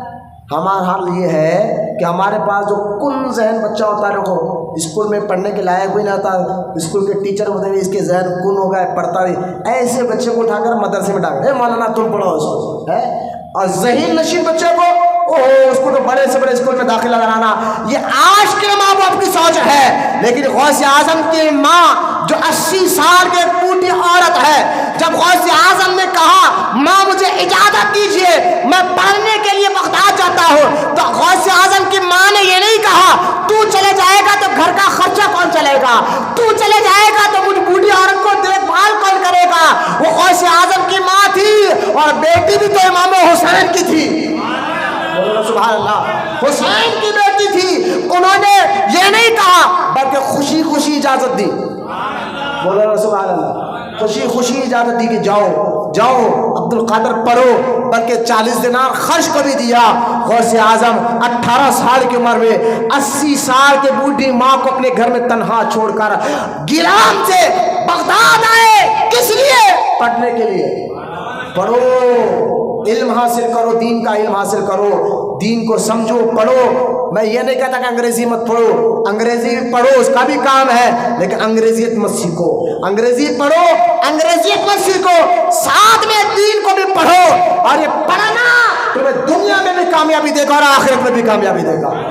کیا کیا غوث پاک نے 18 سال کی عمر میں بغداد آئے، 32 سال کی عمر تک پڑھتے رہے، بولو یار سبحان اللہ۔ ہاں یہ 11ویں والے کا جو ہم جھنڈا لگاتے ہیں نا، میں انہیں کی محنت بتا رہا ہوں، 32 سال تک پڑھتے رہے، بولو سبحان اللہ۔ پڑھنے کے بعد 32 سال شیخ حماد کے یہاں پڑھے۔ آپ کے استاد کا نام ہے شیخ حماد، غوث اعظم کے استاد کا نام کیا ہے؟ شیخ حماد۔ غوث اعظم ان کے مدرسے نظامیہ میں داخلہ لیا اور ان کے مدرسے میں پڑھے، اور پڑھنے کے بعد جانتے ہیں غوث اعظم اپنے استاد کے کپڑے بھی دھویا کرتے تھے، بولو سبحان اللہ، اپنے استاد کا سر کا امامہ بھی دھویا کرتے تھے۔ استاد اگر کہیں جا رہے ہیں تو غوث اعظم کو چپل پہنایا کرتے، بولنا سبحان اللہ۔ یہ ادب غوث اعظم نے کر بتایا اپنے بڑوں کا۔ لہٰذا 32 سال تک پڑھے، اور پڑھنے کے بعد پھر غوث اعظم حضرت سیدنا ابو سعید مخزومی کے یہاں مرید ہوئے، بولو نا سبحان اللہ۔ غوث اعظم کے پیر و مرشد کا نام کیا ہے؟ غوث اعظم کے پیر ابو سعید مخزومی، ان کے یہاں پڑھے، اور پڑھنے کے بعد جو ہے غوث اعظم مجاہدہ کر رہے ہیں۔ مجاہدہ جانتے ہیں آپ کیا ہے؟ مجاہدہ کہتے ہیں اپنے آپ کو ایک ایسی جگہ بٹھا دینا جہاں کوئی انسان آتا جاتا نہ ہو، اور بیٹھ کر اللہ کی عبادت کرنا۔ لہذا غوث اعظم کو آپ دیکھیں، 40 سال کی عمر تک، 40 سال تک غوث اعظم عشاء کے وضو سے فجر کی نماز ادا کی ہے، بولو نا سبحان اللہ۔ عشاء میں جو وضو کر لیتے تھے نا غوث اعظم، اسی وضو سے فجر کی نماز پڑھتے ہیں۔ مطلب کیا ہے؟ مطلب یہ ہے جناب کہ 40 سال تک غوث اعظم اپنی پیٹھ کو زمین پر نہیں لگایا، ارے بولو سبحان اللہ، اپنی پیٹھ کو۔ اس لیے میں کہتا ہوں، دیکھیں ایک مسئلہ میں آپ کو بتاتا ہوں، مسجد میں اگر ٹیکا لے کر بیٹھیں گے، نیند کا جھٹکا لگا، وضو ٹوٹ جائے گا، سمجھے آپ مسئلے کو؟ دین کا، شریعت کا، ٹیکا لے کر مسجد میں بیٹھو گے، ارے میں انہوں کرسی پہ بیٹھے بیٹھے سو رہے، وضو کر کے بولو، میری طرف دیکھیں، میری طرف دیکھیں۔ یہی حال ہو گیا ہمارے پاس، بیان لوری ہو گئے جمعے کے لوگوں کو، اور ان لوگوں کو 4 گھنٹے موویاں دیکھو، پوری رات فون میں دیکھو تو نہ نیند آتی، نہ ان کو جھپکے آتے، پورے رات ہوٹل میں بیٹھے گے۔ اللہ میں نیک توفیق دے۔ ہر حال مسلمان کا یہ ہو گیا، اور اگر توجہ فرمائے، میں انہوں سو گئے تھے بیچاروں کو، وضو ٹوٹ گیا، وضو کر کرا بولا۔ لہٰذا 40 سال تک غوث اعظم دستگیر رضی اللہ تعالیٰ عنہ عشاء کے وضو سے فجر کی نماز ادا کرے، یعنی نیند کا ایک جھٹکا بھی نہیں لیا۔ کتنے سال؟ کتنے سال؟ بچوں کا کھیل نہیں، یہ ہے پیرانے پیر غوث اعظم دستگیر کا تقویٰ، علم تو سمجھ گیا، 32 سال تک پڑھتے رہے، 40 سال تک عشاء کے وضو سے فجر کی نماز ادا کرے، 15 سال تک روزانہ غوث اعظم، ایک دن نہیں 2 دن نہیں، 15 سال تک غوث اعظم ایک پیر پر ٹھہر کر تہجد میں پورا قرآن پڑھا کرتے تھے۔ آئے بولو سبحان اللہ۔ یہ ہے شیخ عبد القادر جیلانی۔ صرف ہم کو کرامتوں کے نام سے جانتے ہیں، میں نے کہا ان کا علم بھی دیکھو، ان کا عمل بھی دیکھو، میں صرف کرامت ہے۔ اچھا سنیں، پھر یہ جب غوث اعظم کی عمر 53 سال ہوئی 53 ایئر، تب آپ کے مرشد نے کہا اے عبد القادر ایک کمرہ لو، جس کمرے میں مدرسہ تھا جہاں غوث اعظم کا مزار ہے ابھی اس وقت، وہ غوث اعظم کے پیر کا مدرسہ تھا۔ مدرسے ہی سے انقلاب آتا ہے لوگوں میں، تبدیلی مدرسوں سے آتی ہے۔ غوث اعظم بھی کام شروع کیا تو خانقاہ ہی مدرسہ بنا کر شروع کیا۔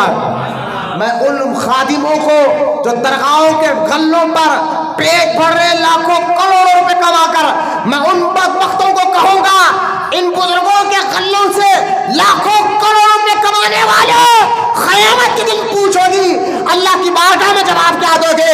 تمہیں ضرورت ہے مسلمانوں میں انقلاب پیدا کرنا، دین اور دین کے بارے میں سمجھانا، تو انقلاب خانقاہوں سے قوالیوں سے نہیں مدرسوں سے آتا ہے۔ غوث اعظم نے جو مدرسہ چالو کیا تھا، جنہوں نے بغداد گئے، الحمدللہ میں بغداد گیا ہوں، میں دیکھا ہوں بغداد کو، بغداد میں 15 دن میں رہا ہوں الحمدللہ۔ میں نے وہاں معلوم کیا جس کمرے میں غوث اعظم کی مزار ہے وہی غوث اعظم کا 800 سال پہلے مدرسے کا کمرہ تھا۔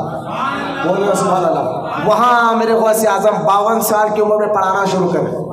بولو یار سبحان اللہ۔ سمجھے غوث اعظم فجر کے بعد پڑھاتے، ظہر کے بعد پڑھاتے، عصر کے بعد لوگوں کو تعویذات یا دعا پڑھتے، پھر مغرب کے بعد پڑھاتے، پھر عشاء کے بعد ساری رات عبادت میں لگ جاتے۔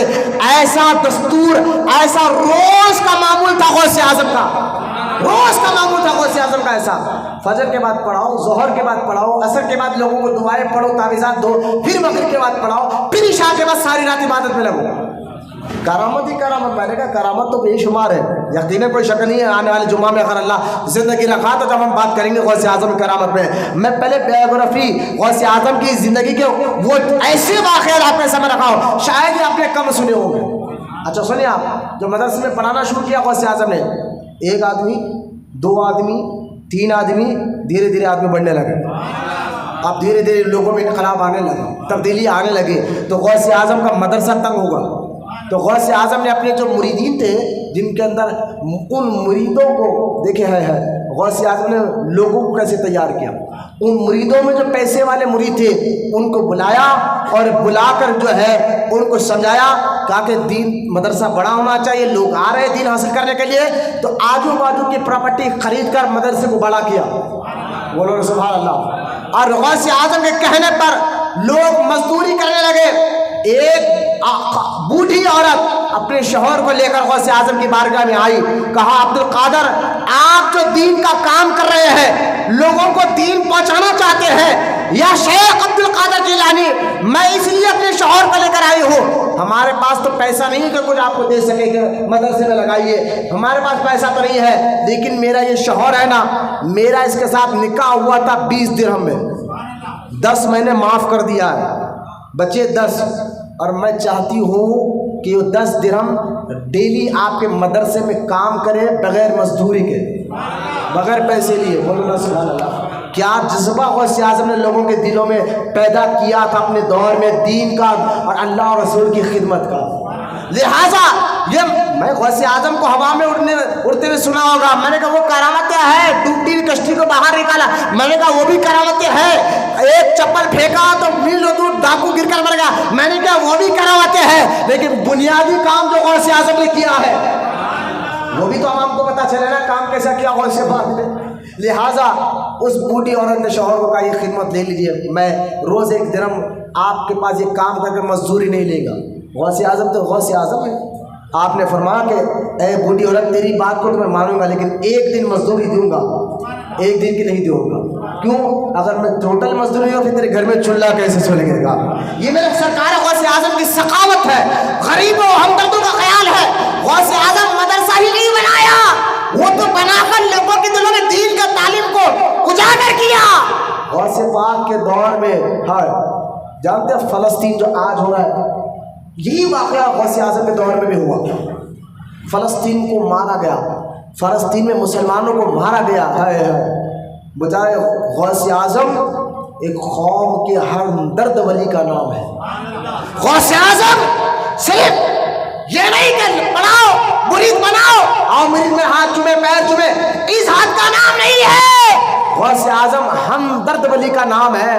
آپ کے دور میں جب فلسطین پہ حملہ ہوا، ہزاروں، آج جیسے ہزاروں لاکھوں فلسطین بے سہارا، بیوہ اور یتیم اور گھروں سے بے گھر ہو گئے ہیں. یہی حال غوث اعظم کے دور میں بھی ہوا تھا فلسطین کا، آج ہو رہا ہے. لیکن آج جو ہے نا ہمارے مسلم حکمران کیا کریں ہمیں معلوم ہے، صرف وہ پانی کے بلبلے بنے ہوئے ہیں، اشاروں میں بات کر رہے ہیں. اسرائیل کو یہ نہیں کرنا چاہیے، یہ نہیں کرنا چاہیے. ابھی فوج ہے تمہارے پاس، پیٹرول تمہارے پاس ہے، طاقت تمہارے پاس ہے.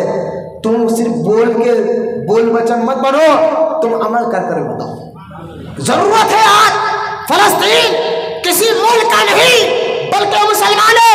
ایک حدیث پاک میں سرکار نے فرمایا کہ مسلمان ایک جسم کی طرح ہوتے ہیں، جسم کو کہیں بھی مار لگو تکلیف تو پورے جسم کو ہوتی ہے نا.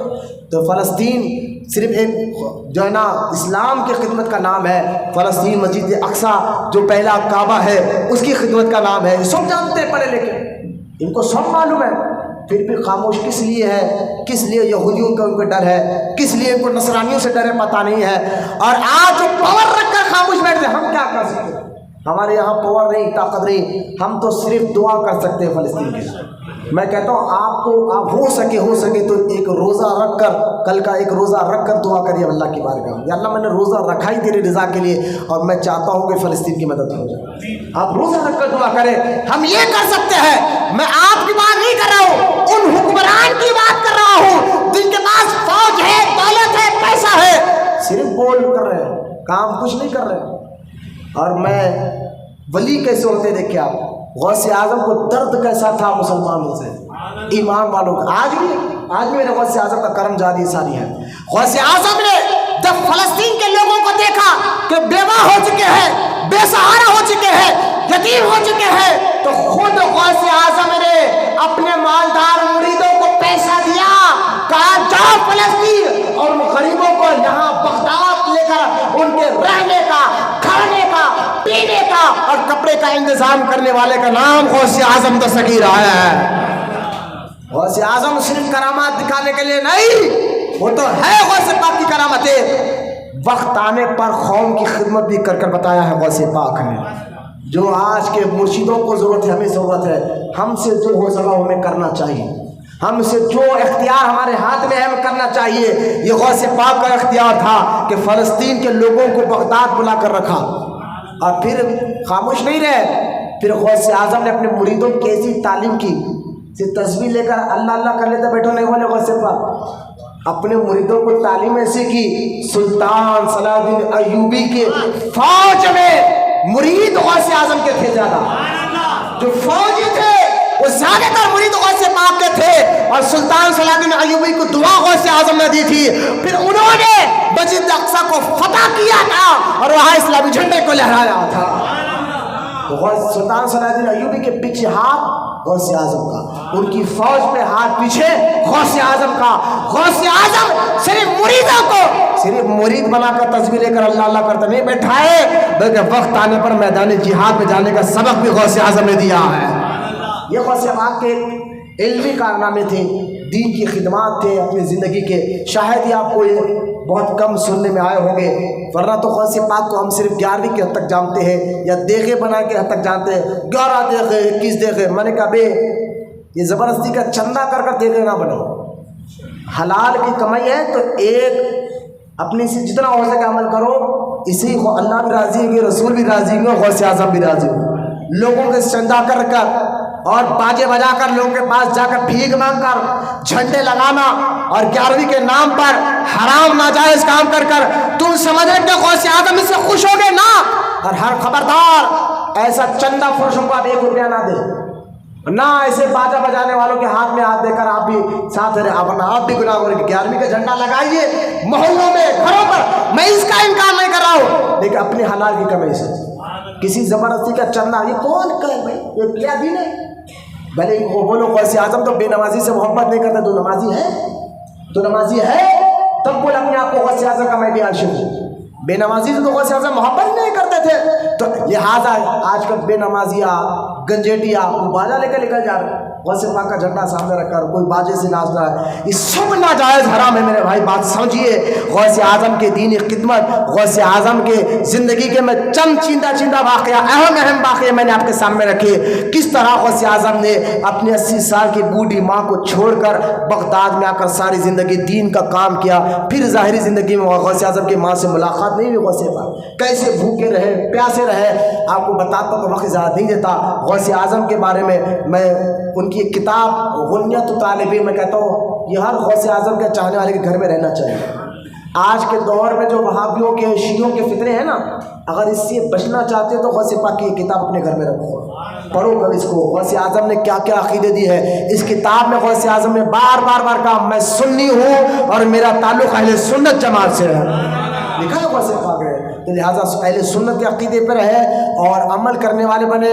فلسطین کے لیے میں نے پھر کہا ہو سکے تو دعا تو کر رہی ہیں الحمدللہ، لیکن ہو سکے تو اللہ نے آپ کو طاقت دی تو ایک نفل روزہ اللہ کے لیے رکھ کر پھر روزہ افطار کے وقت دعا کریے ان فلسطینیوں کے واسطے. اللہ ان کے مدد کے لیے کسی ایسے شخص کو بھیج دے جو سلطان صلاح الدین کا ایوبی جیسا ہو، تاکہ ان کی مدد کے ذریعے مولا ان پر کرم ہو.